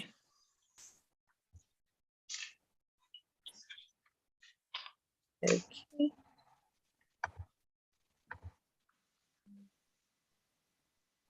Okay, I don't see Patricia. No. I see Popola, read one. Okay. I'm happy for you to call out the people, actually, if it's easier to do that. Yeah. That's fine. Read one, go ahead, please. Good day, everyone. Okay, I think what you can do to develop your soft skills over your career is, first thing first, you have to know yourself, know the kind of person you are. And secondly, you have to know how to study people. For example, now I'm a renewable enthusiast, and the first thing I do whenever I'm going out there on the field is I'll just tell myself that, oh, today I'm always optimistic.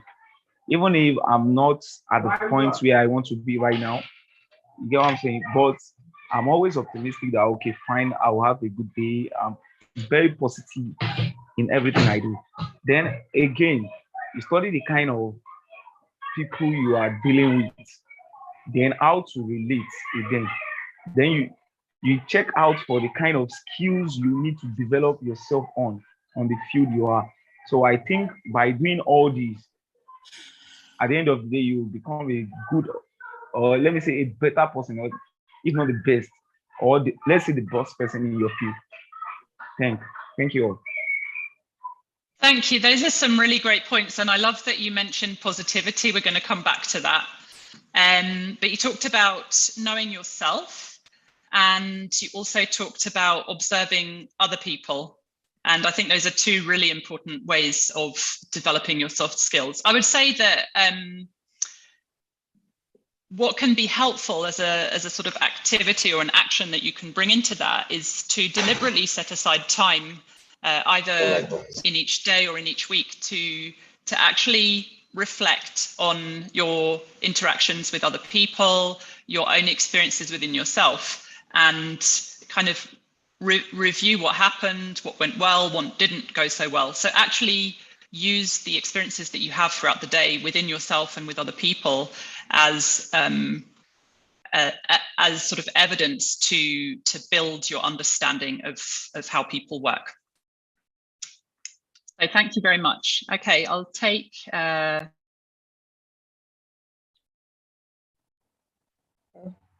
Uzoma, please. Uzoma.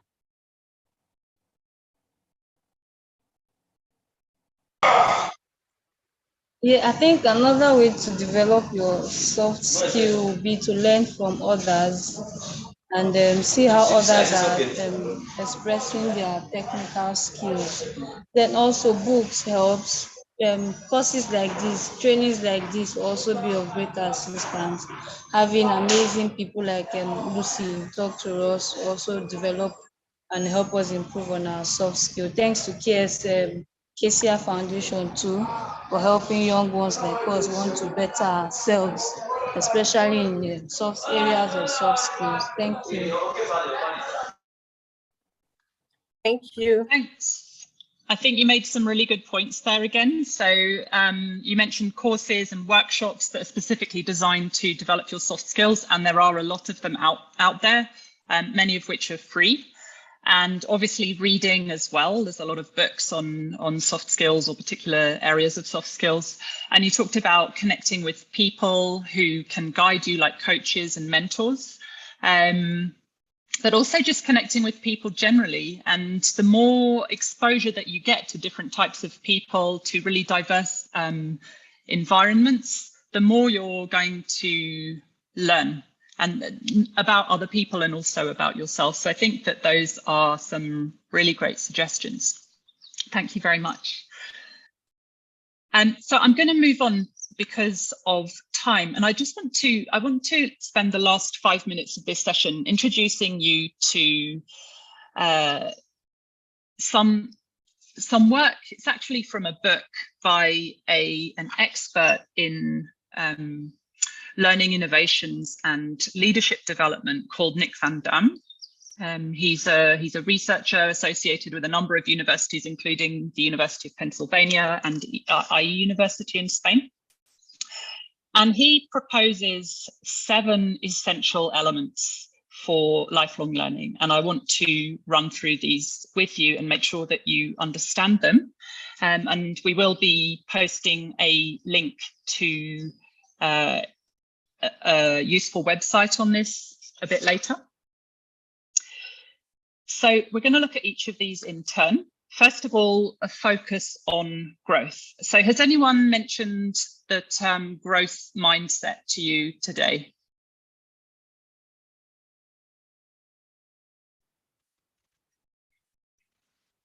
So we're going to look at this very quickly.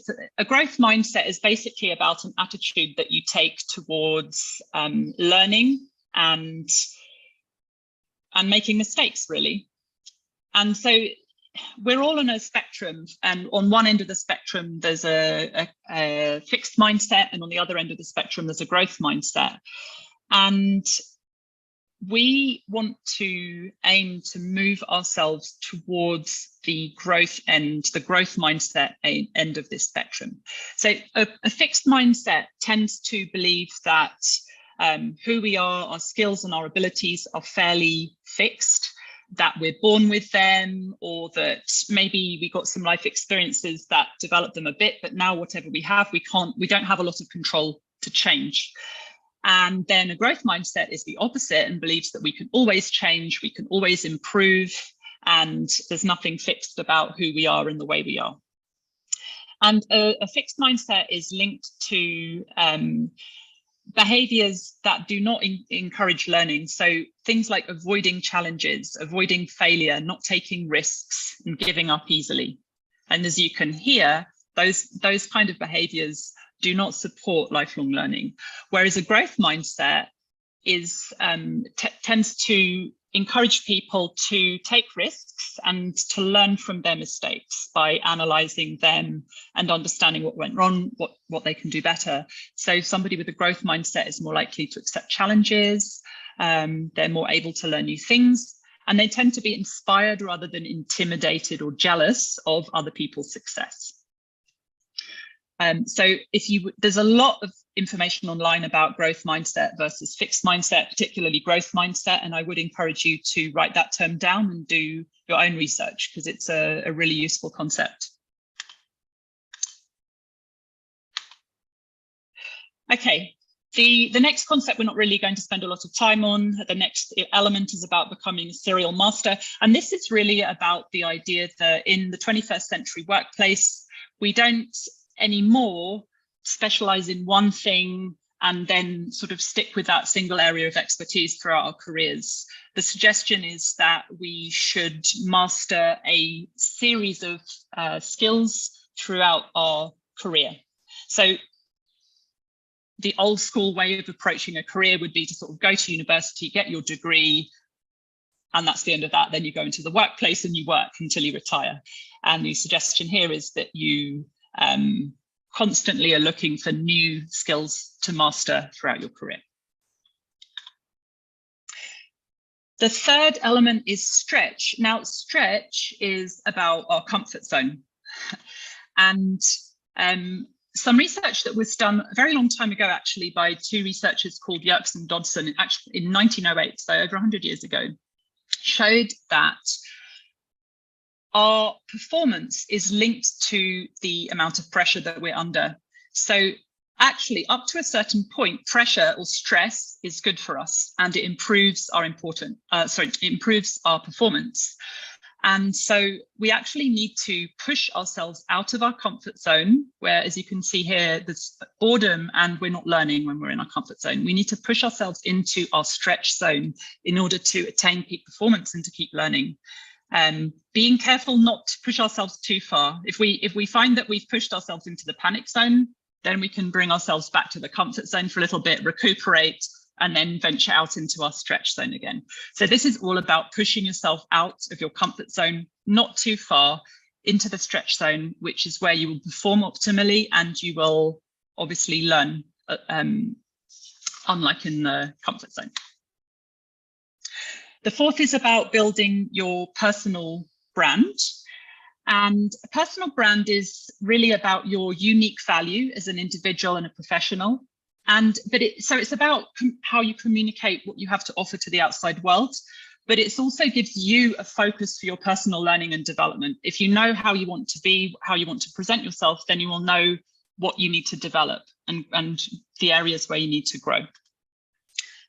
And the key elements, so according to McKinsey, the key elements of a personal brand are authenticity, a clear value proposition. So that's about what value you have to offer the people that you're going to be working for, a story that you can tell about yourself as a professional, expertise, consistency, visibility to others, and obviously your personal connections. So Abe, if you could paste the next link in the chat, it's to the McKinsey article, which talks about the key elements of a personal brand.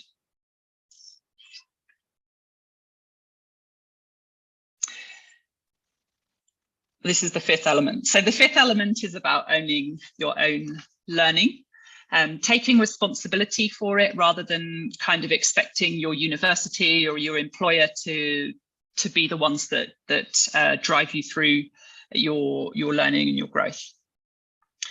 So, and this is especially important when we're moving between careers and different jobs, that we need to create this continuity in our development as professionals and as humans. One way to do this is to create goals. So make sure that you've got concrete learning goals, and then of course implement those goals, measure your progress against your goals. It can be really helpful to have somebody else involved. So if you can find a mentor or a guide who you can be accountable to, who can give you feedback, and making real impersonal investments in your learning and your development. So actually investing a little bit of money as well as time can be a way of really taking ownership of your learning. Do what you love. So this, as you can hear, links to what I was talking about before. And in terms of intrinsic motivation, and when you are in a job that you feel you were put on this earth to do, we call that finding your calling.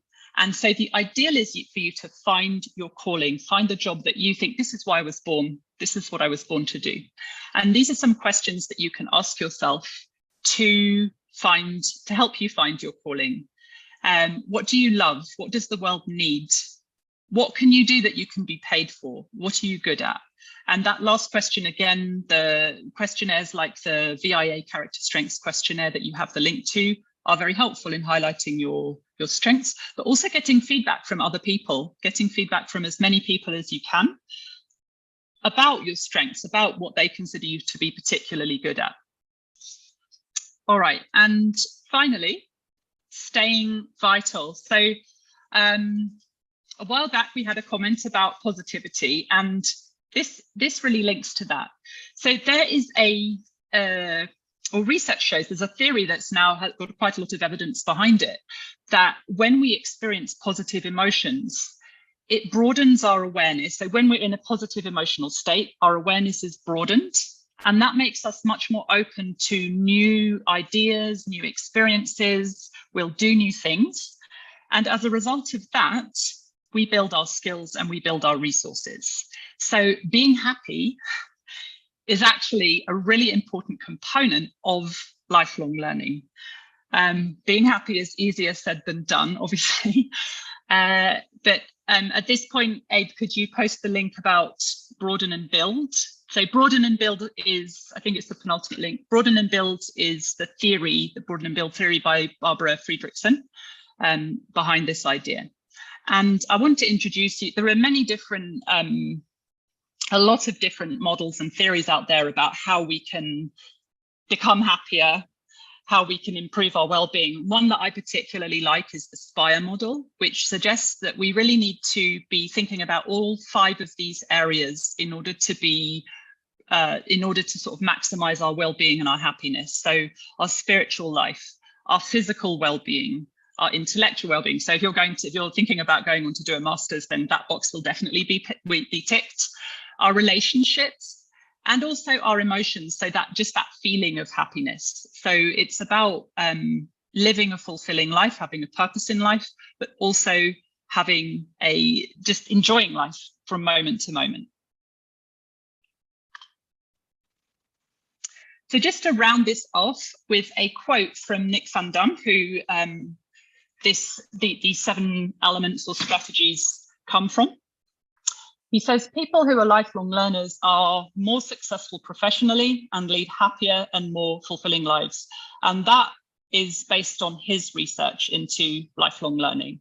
So if nothing else has convinced you to develop your lifelong learning mindset and skills, I think this, hopefully this quote will. All right, thank you very much, everybody. I hope you learned something from that. It was a pleasure to speak to you. Thank you very much to those of you who contributed. And I'm going to hand over to Lucy, I believe. Hi, thanks, Luciana, that was great. And I really recommend that each of you, at this point, if you have a piece of paper, just jot down 2 things you learned from Luciana. Just try to think of something that sort of is there, that's new, maybe even something that will lead you to action in your own life. I know I certainly did. So our next contributor here is Lucy Muchira. Let me just share my screen just very briefly here.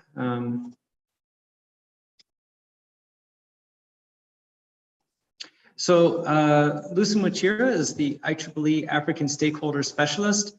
She's been a technology consultant for over 15 years, and she's currently coordinating an IEEE project for continuing education for engineers and ICT professionals in Africa. And for those of you who don't know, IEEE is the Institute for Electrical and Electronic Engineers. So it's for those EE engineers, those CS people out there in the audience.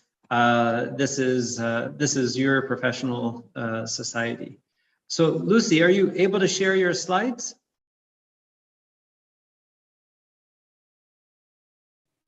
Yes, thank you, Tim. Thank you very much. I'll be able to share my slides. Let me do that just now. Oh, I'm sorry, I need to stop sharing them. There you go. Oh, you need to first, okay, all right. So share screen.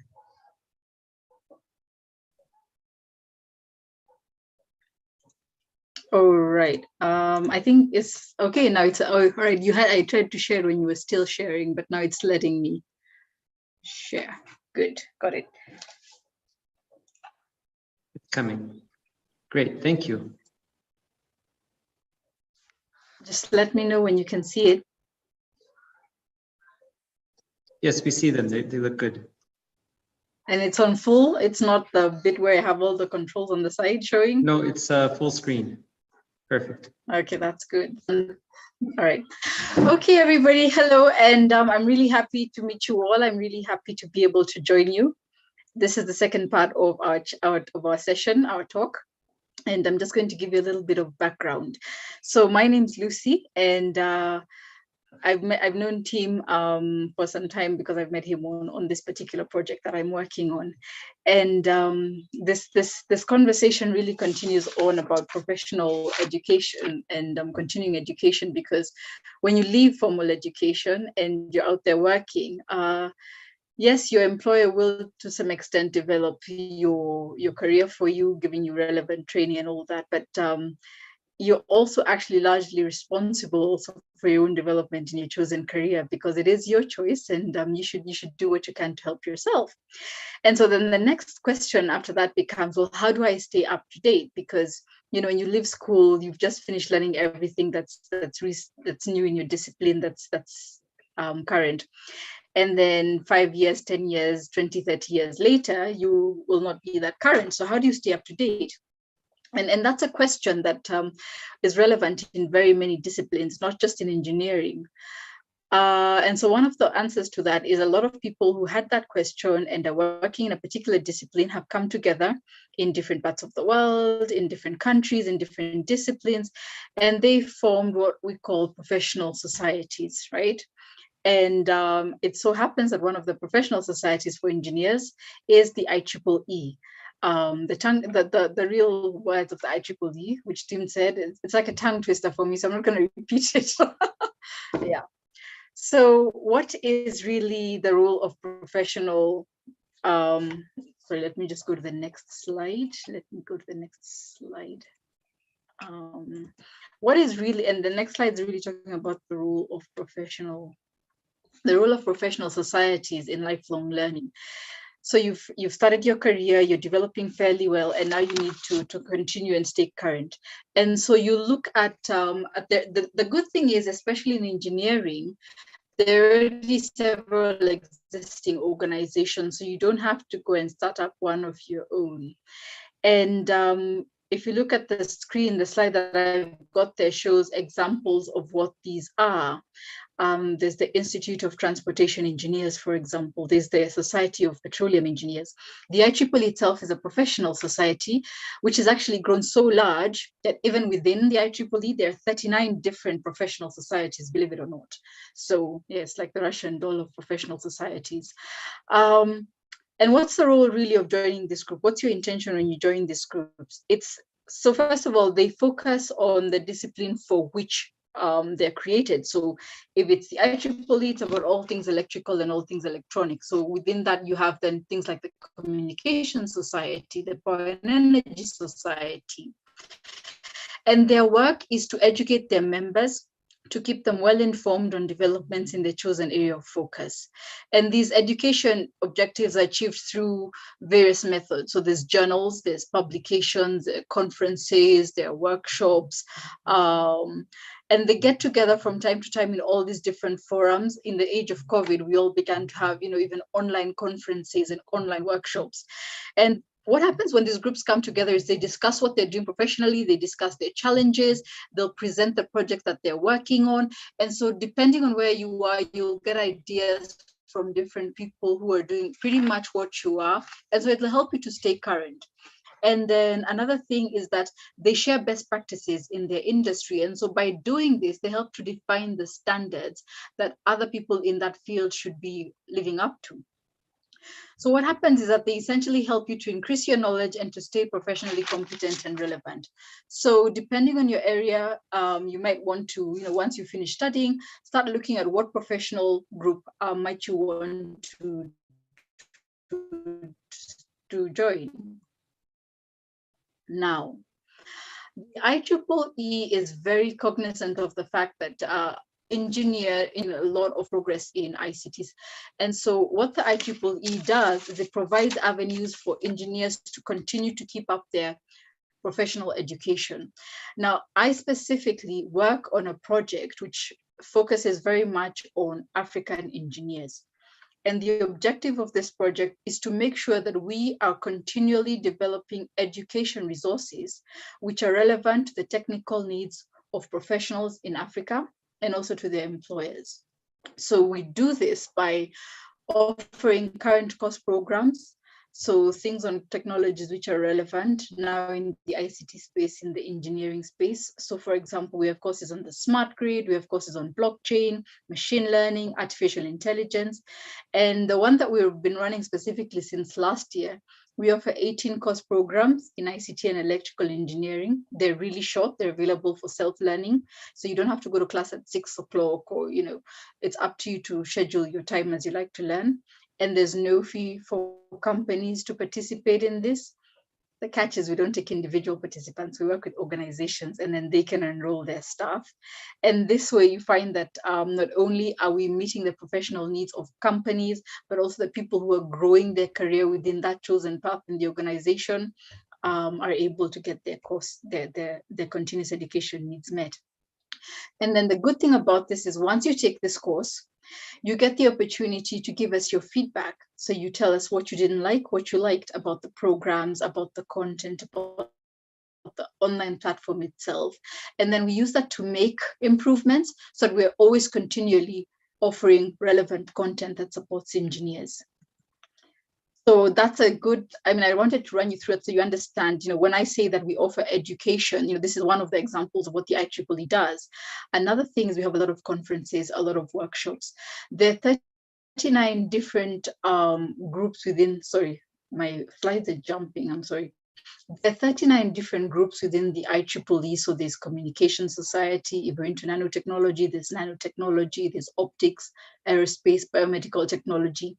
And each of these individual groups has activities for their members.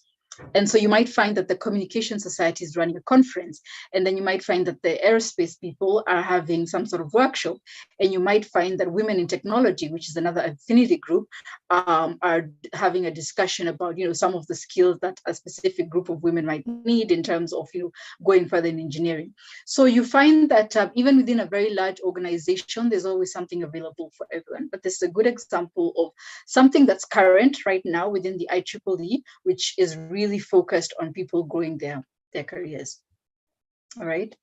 And so after that, pretty much what the next thing is we then have the courses that are available here. And so what it is we did some research, as I said, is we've been doing this program, and we've done a lot of research, and we had very, very many courses.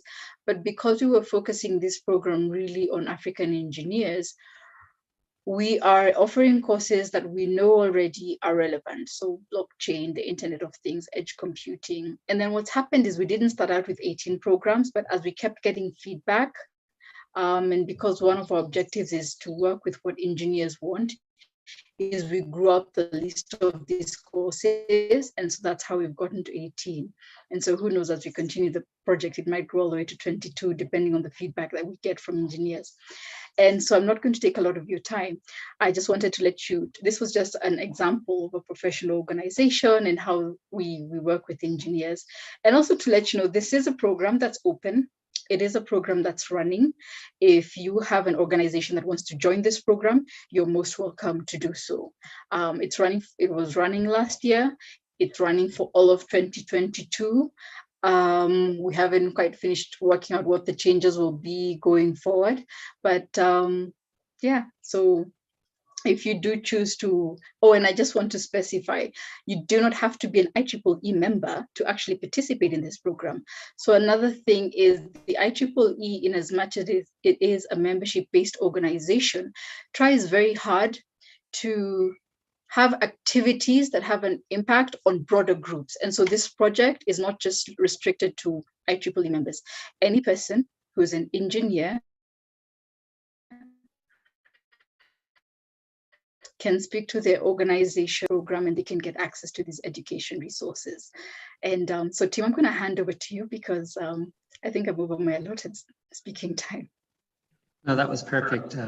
Great, thank you. So just to summarize where we're at so far, we heard from Luciana, and just to distill her just to distill her talk down to something short, it's, be happy but not content, right? Be happy with who you are, a positive outlook, but your goal is not to be content, but always to push yourself just a little bit so that you can really move forward, and that's how we fulfill ourselves. And then we heard from Lucy that really you're not alone in your lifelong learning journey. There's professional societies out there and a lot of support that can help you move forward. So we moved to our last speaker. Lucy, can you stop sharing, please? Okay. How do I stop sharing? Yes. Oh. All right. Someone has done it for me. Excellent. Okay, great. And so now we move to Abraham Dario, and Abraham, he's the Associate Director of Student Recruitment at Carnegie Mellon University, Africa, and he's been responsible for student advising, enrollment, and overall student success for almost all of his career. And now he's going to tell us about you can go ahead and share, Dario. He's going to tell us the role of higher education and graduate degrees in lifelong learning. So Dario, over to you. Thank you very much. Thank you very much. Thank you very much, Lucy and Luciana. So as we continue, I'm going to talk to you today about the role of higher education in lifelong learning. And areas that I'll cover is the value of a master's degree and how to choose a master's degree, and then what some more information about CMU with you all. Someone said that lifelong education implies not only that everyone is a learner throughout their lifetime, but also that everybody has the opportunity to continue to learn throughout their lifetime. So I'll start by talking about getting the value of getting a master's degree in as you pursue as you continue on your lifelong learning journey. And master's degree offers a unique soft skills that is highly useful in the modern workplace. Right, the benefits of postgraduate degrees are not limited to the usual range of hard skills, but as a master's degree student, you will have the opportunity to own soft skills, which you might have been introduced to during your undergraduate studies. That is, this can range from time management, communication, and then teamwork. You also become mature as you go through the program. We see some of our students here and Tim can attest to that, and Tim and then and Luciana, when they come and when they graduate, because during your master's degree program, you are not just a student to the teacher, right, to the instructor, but you are a fellow researcher with your peers, with your and your instructor being a supervisor. So you're definitely in the trenches and doing what you will be doing out there. You have to work with your peers and things like that. So it gives you the opportunity to learn how to work with others. You also create a new dynamic and mode of conversation. It boosts your confidence, which enables you to enter the workplace as a professional and not as an intern. You can build network and then manage this network that you build. So through this, you learn how to work with a team and then manage relationships, which is part of soft skills. So the master's degree offers you this soft skills. You can also gain real-world experience. Choosing a university that values experiential learning inherently allows you to gain real-world experience while you're earning your degree. So, for instance, here at CMU, our curriculum, we've incorporated practicum, research and internship opportunities in our programs. So you have the opportunity to practice or to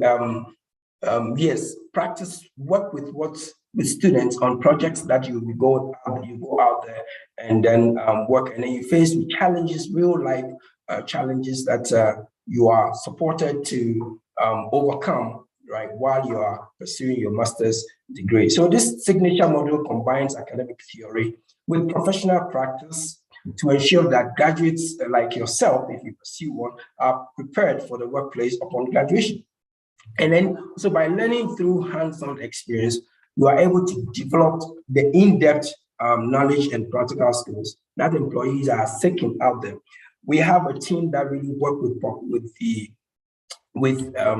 employers out there, so we know exactly what they are looking for, and we are able to incorporate that in our training, what we offer our students. So through master's degree, you're able to gain this also, and the skills that you gain can be transferable, right? Of all the skills that you acquire in graduate school, the vast majority of them can really be transferred into different fields. So even if you don't end up working in a field that you directly applicable to your field of study, you will still be able to apply what you have learned during your master's degree in a meaningful way. For instance, I have my master's degree is in management and logistics and supply chain management, right? But I'm working as an enrollment manager, and it's incredible how I'm able to see opportunities in my role currently, to apply the skills that I gain for my graduate education.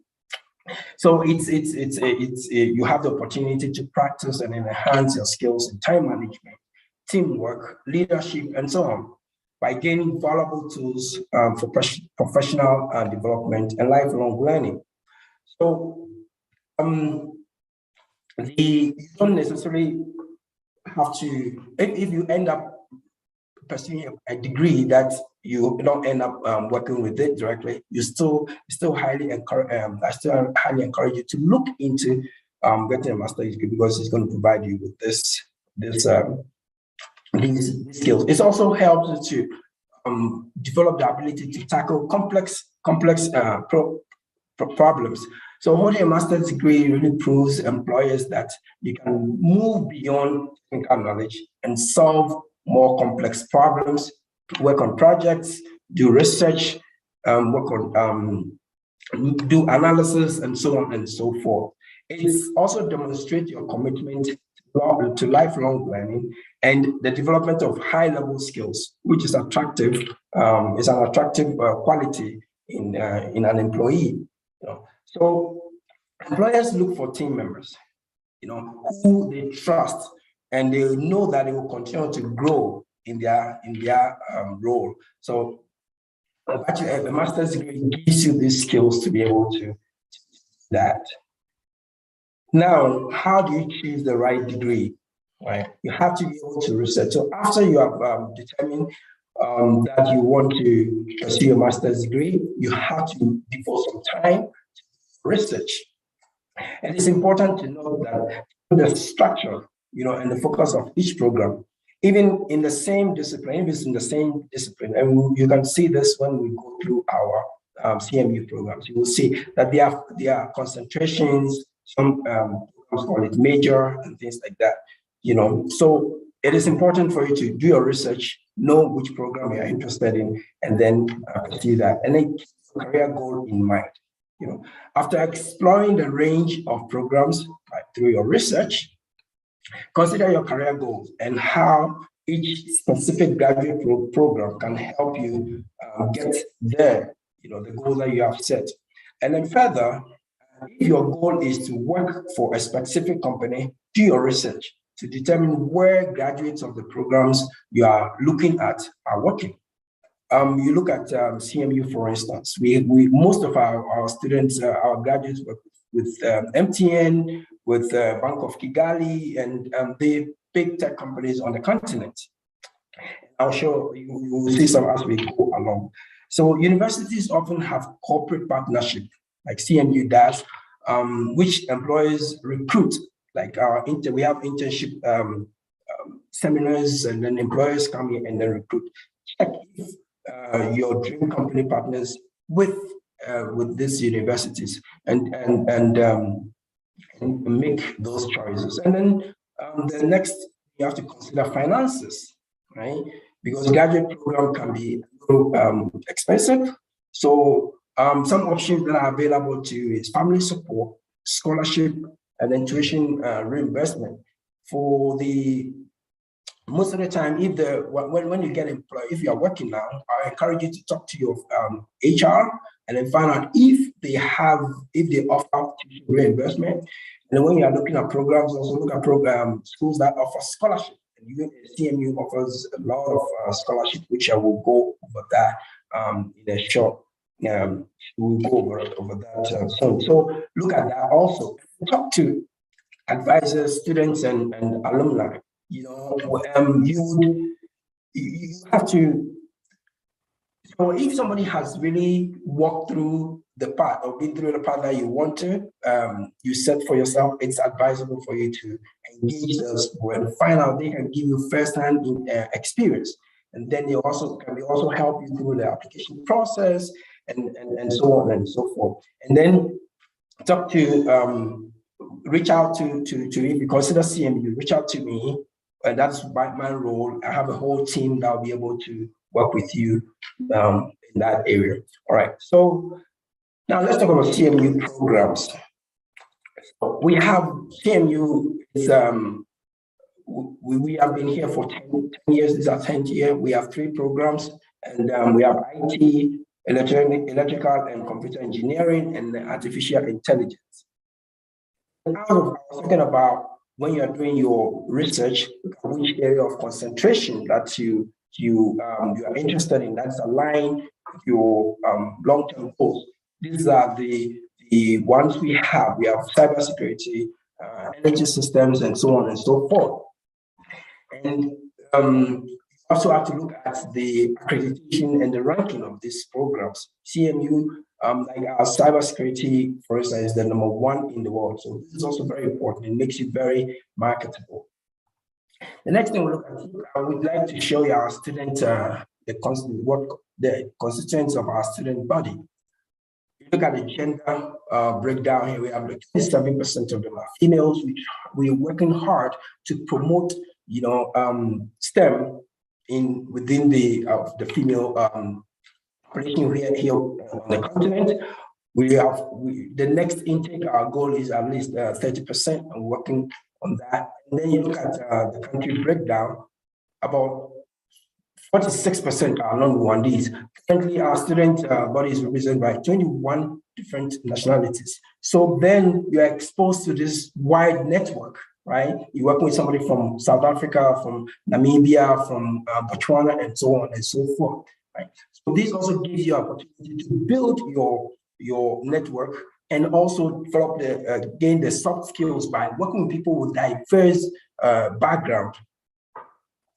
Then the next one is, you mentioned earlier about where you have to look at where most of the alumni of the university you are considering where they work. Now, 96% of our students gain employment within 6 months of their graduation. Those who are looking for jobs, some graduate and then they start their own business. And then 95% of employees are satisfied with the skills we provide to our students. Now, 30% are in senior management positions, and then we have 30 of students of alumni that are pursuing prestigious PhD programs in the States, some in Pittsburgh and CMU in the United States. So we prepare you also for that. We're talking about lifelong learning here. We make sure that you don't end here as a student when you graduate, but we stay with you throughout your journey lifelong. And I will show you what the next slide, the story of what I have just said. This gentleman here He's an alumni. And then he participated in a competition here a couple of months ago. He came in second, and then he won $20,000. Well, we have what we call industry innovation lab, or the incubator. Now, when you graduate from CMU, we continue to support you. We continue to support you with resources, like Fortitude, for instance. We work with some of the alumni to continue to develop their work and succeed in their field. So that was when he was competing. He received enormous support from the lab faculty and then the university as a whole. I was able to achieve that. Now, if they don't decide to go and work with a company, we train them to be entrepreneurs, and it's one of the concentrations. Now, these are companies that have been set up by some of our alumni. So it really considering pursuing a master's degree, which is essential to lifelong learning, you definitely have to consider CMU. Now, we have also scholarships available to our applicants and then our students. So I encourage you to go on our website. All the information that I've shared with you there, I'll share with you my contact. And then if you're interested, I will definitely work with you and make sure that I support you and the institution support you in your lifelong learning journey. Thank you very much. And then I give the time back to you. Great, thank you, Abraham. So we wanted to use the remaining 10 minutes for questions, and maybe you can help out with the best way to do this. I understand you've been gathering some questions, so perhaps if you want to share those with us, we can respond to them as they come. Yes, thank you very much to Team CMU. I would quickly go through the chat section, and because there are actually quite a number of other questions that are related to the first speaker, so I'll need to do a little bit of sorting. Just give me a minute, please. Thank you.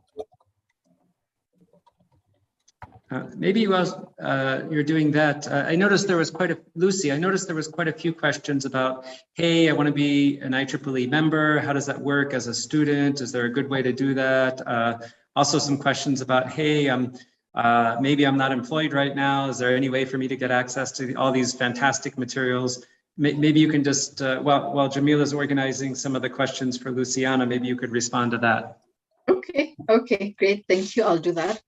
So how do you join the IEEE? The IEEE is actually a volunteer-led organization. So if you choose to join, you become one of the volunteers who drives the organization. And they're present in different countries. And most of the African countries do actually have an IEEE section. So in Nigeria, there's an IEEE section. In Ghana, there's an IEEE section. In Kenya, where I am, there's an IEEE section. In Rwanda, there's a subsection, but they're working on, in fact, if you're in Rwanda, please join, and then you can definitely become your own independent section. And there's a different membership fee for students than for non-students. So students have a lot of benefits if they join. So I encourage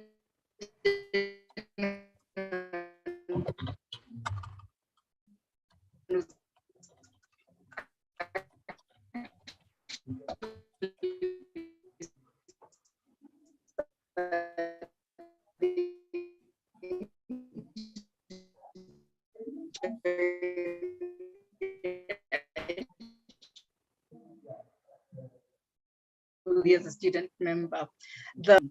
Now, how do you join? IEEE.org. So it's typed into the chat to everyone.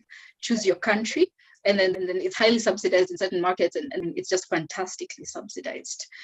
So you'll have lots of fun with that. And one of the benefits to being a student member, and this was I joined when I was already working, so I never got the benefits of being a student member, is that if you write a paper and submit it to a conference and your paper is selected and you get to make the presentation, I met some students at a local university here, and they got to travel to, I think, somewhere in Europe and make their presentation. So they were very excited. And that for them was the big benefit, which they enjoyed, despite the fact that that wasn't the reason why they joined the IEEE, but she was very happy about her journey. And so, of course, for us professional members, there's a lot of like-minded people. There's the Young Professional Society that's very active in many African countries. We've got Women in Engineering. That's another one that's also very active in many African countries. So we've got opportunities for networking with industry, whether it's through the student groups or through the working groups. So those are some of the benefits if you do choose to join.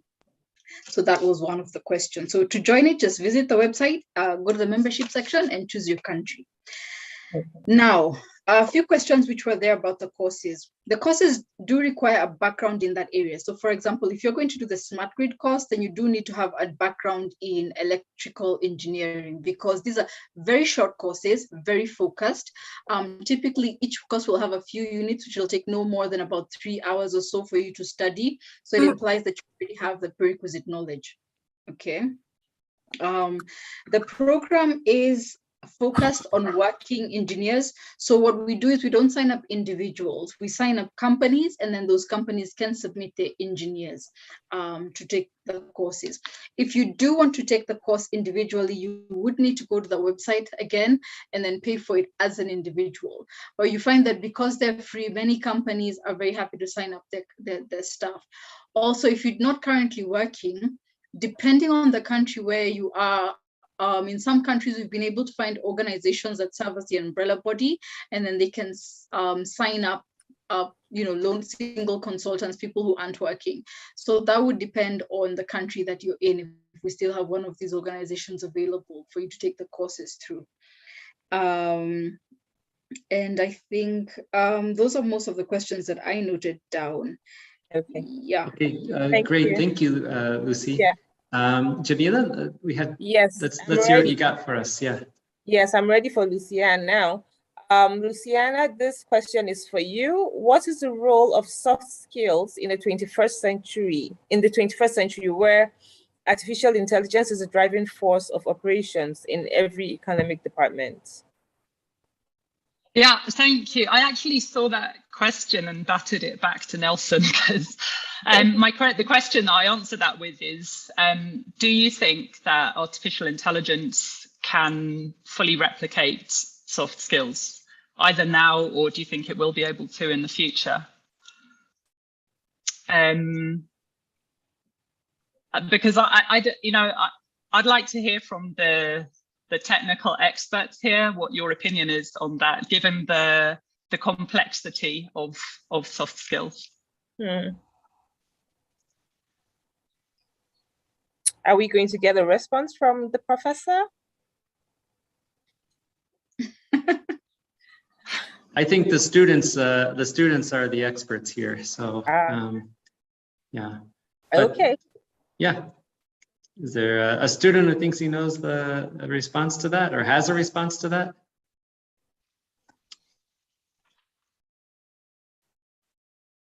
Yeah, go ahead, Esther. Yes. So Esther, I would unmute. Okay, good afternoon. Okay, go ahead.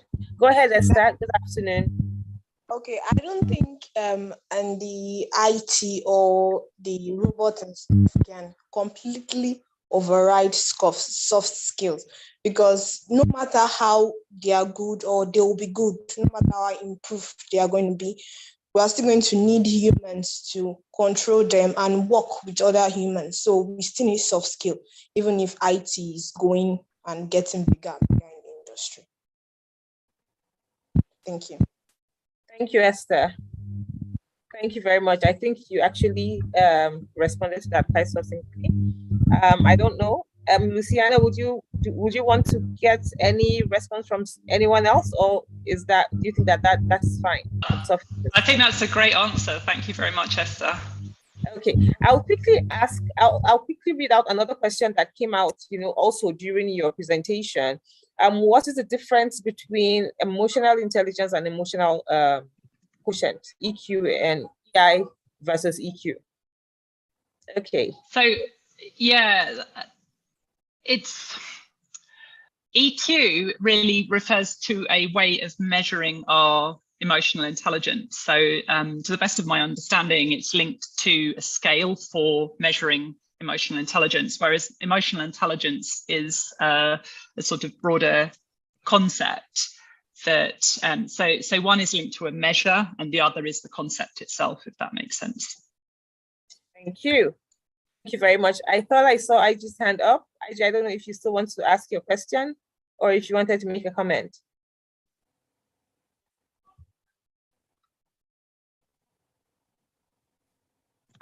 Can we unmute IG, please?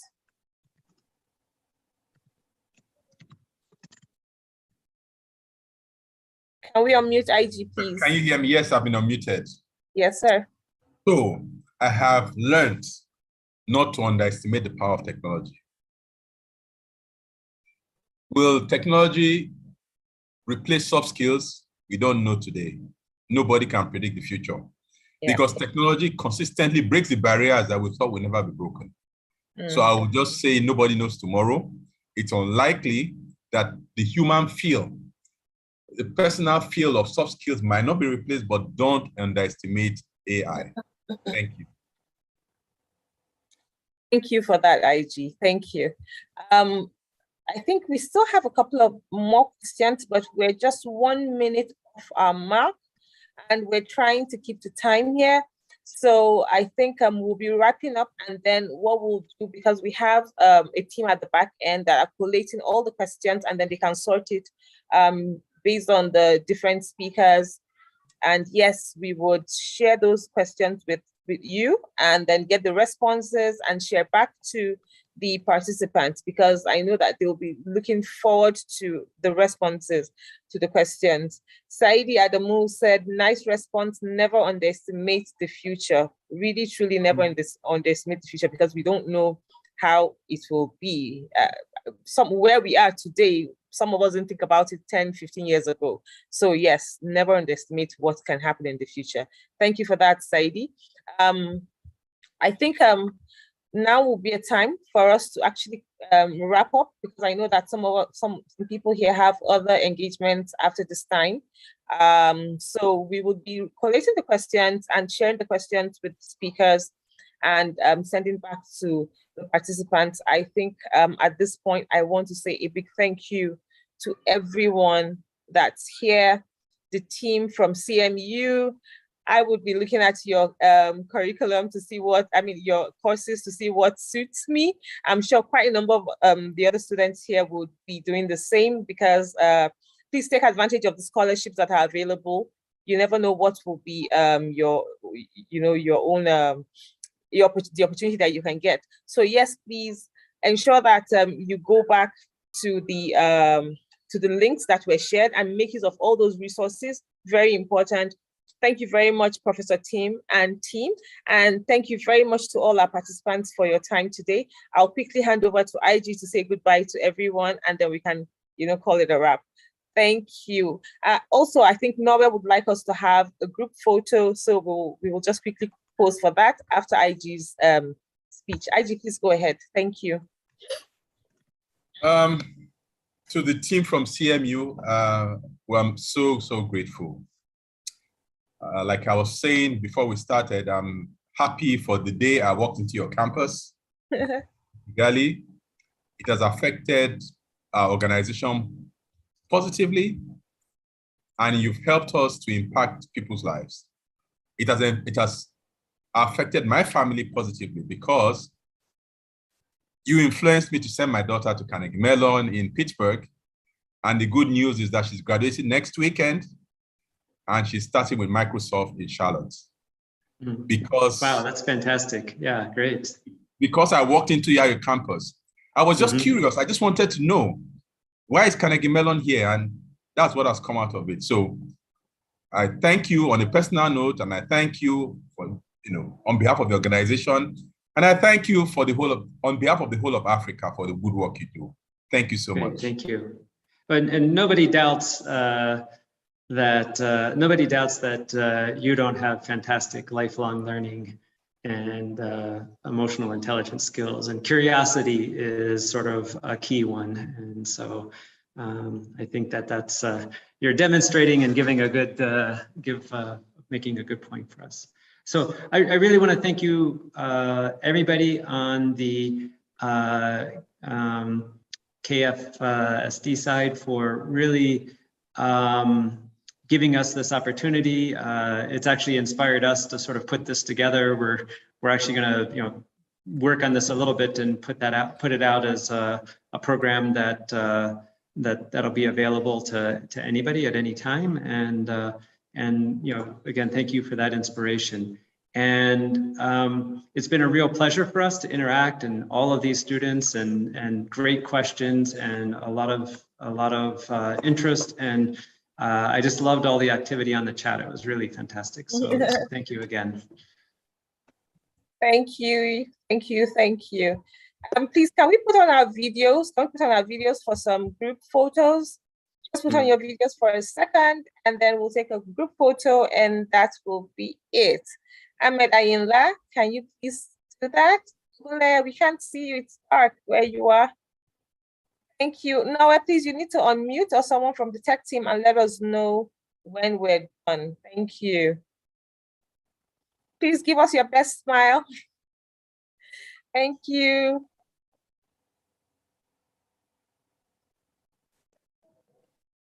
Thank you.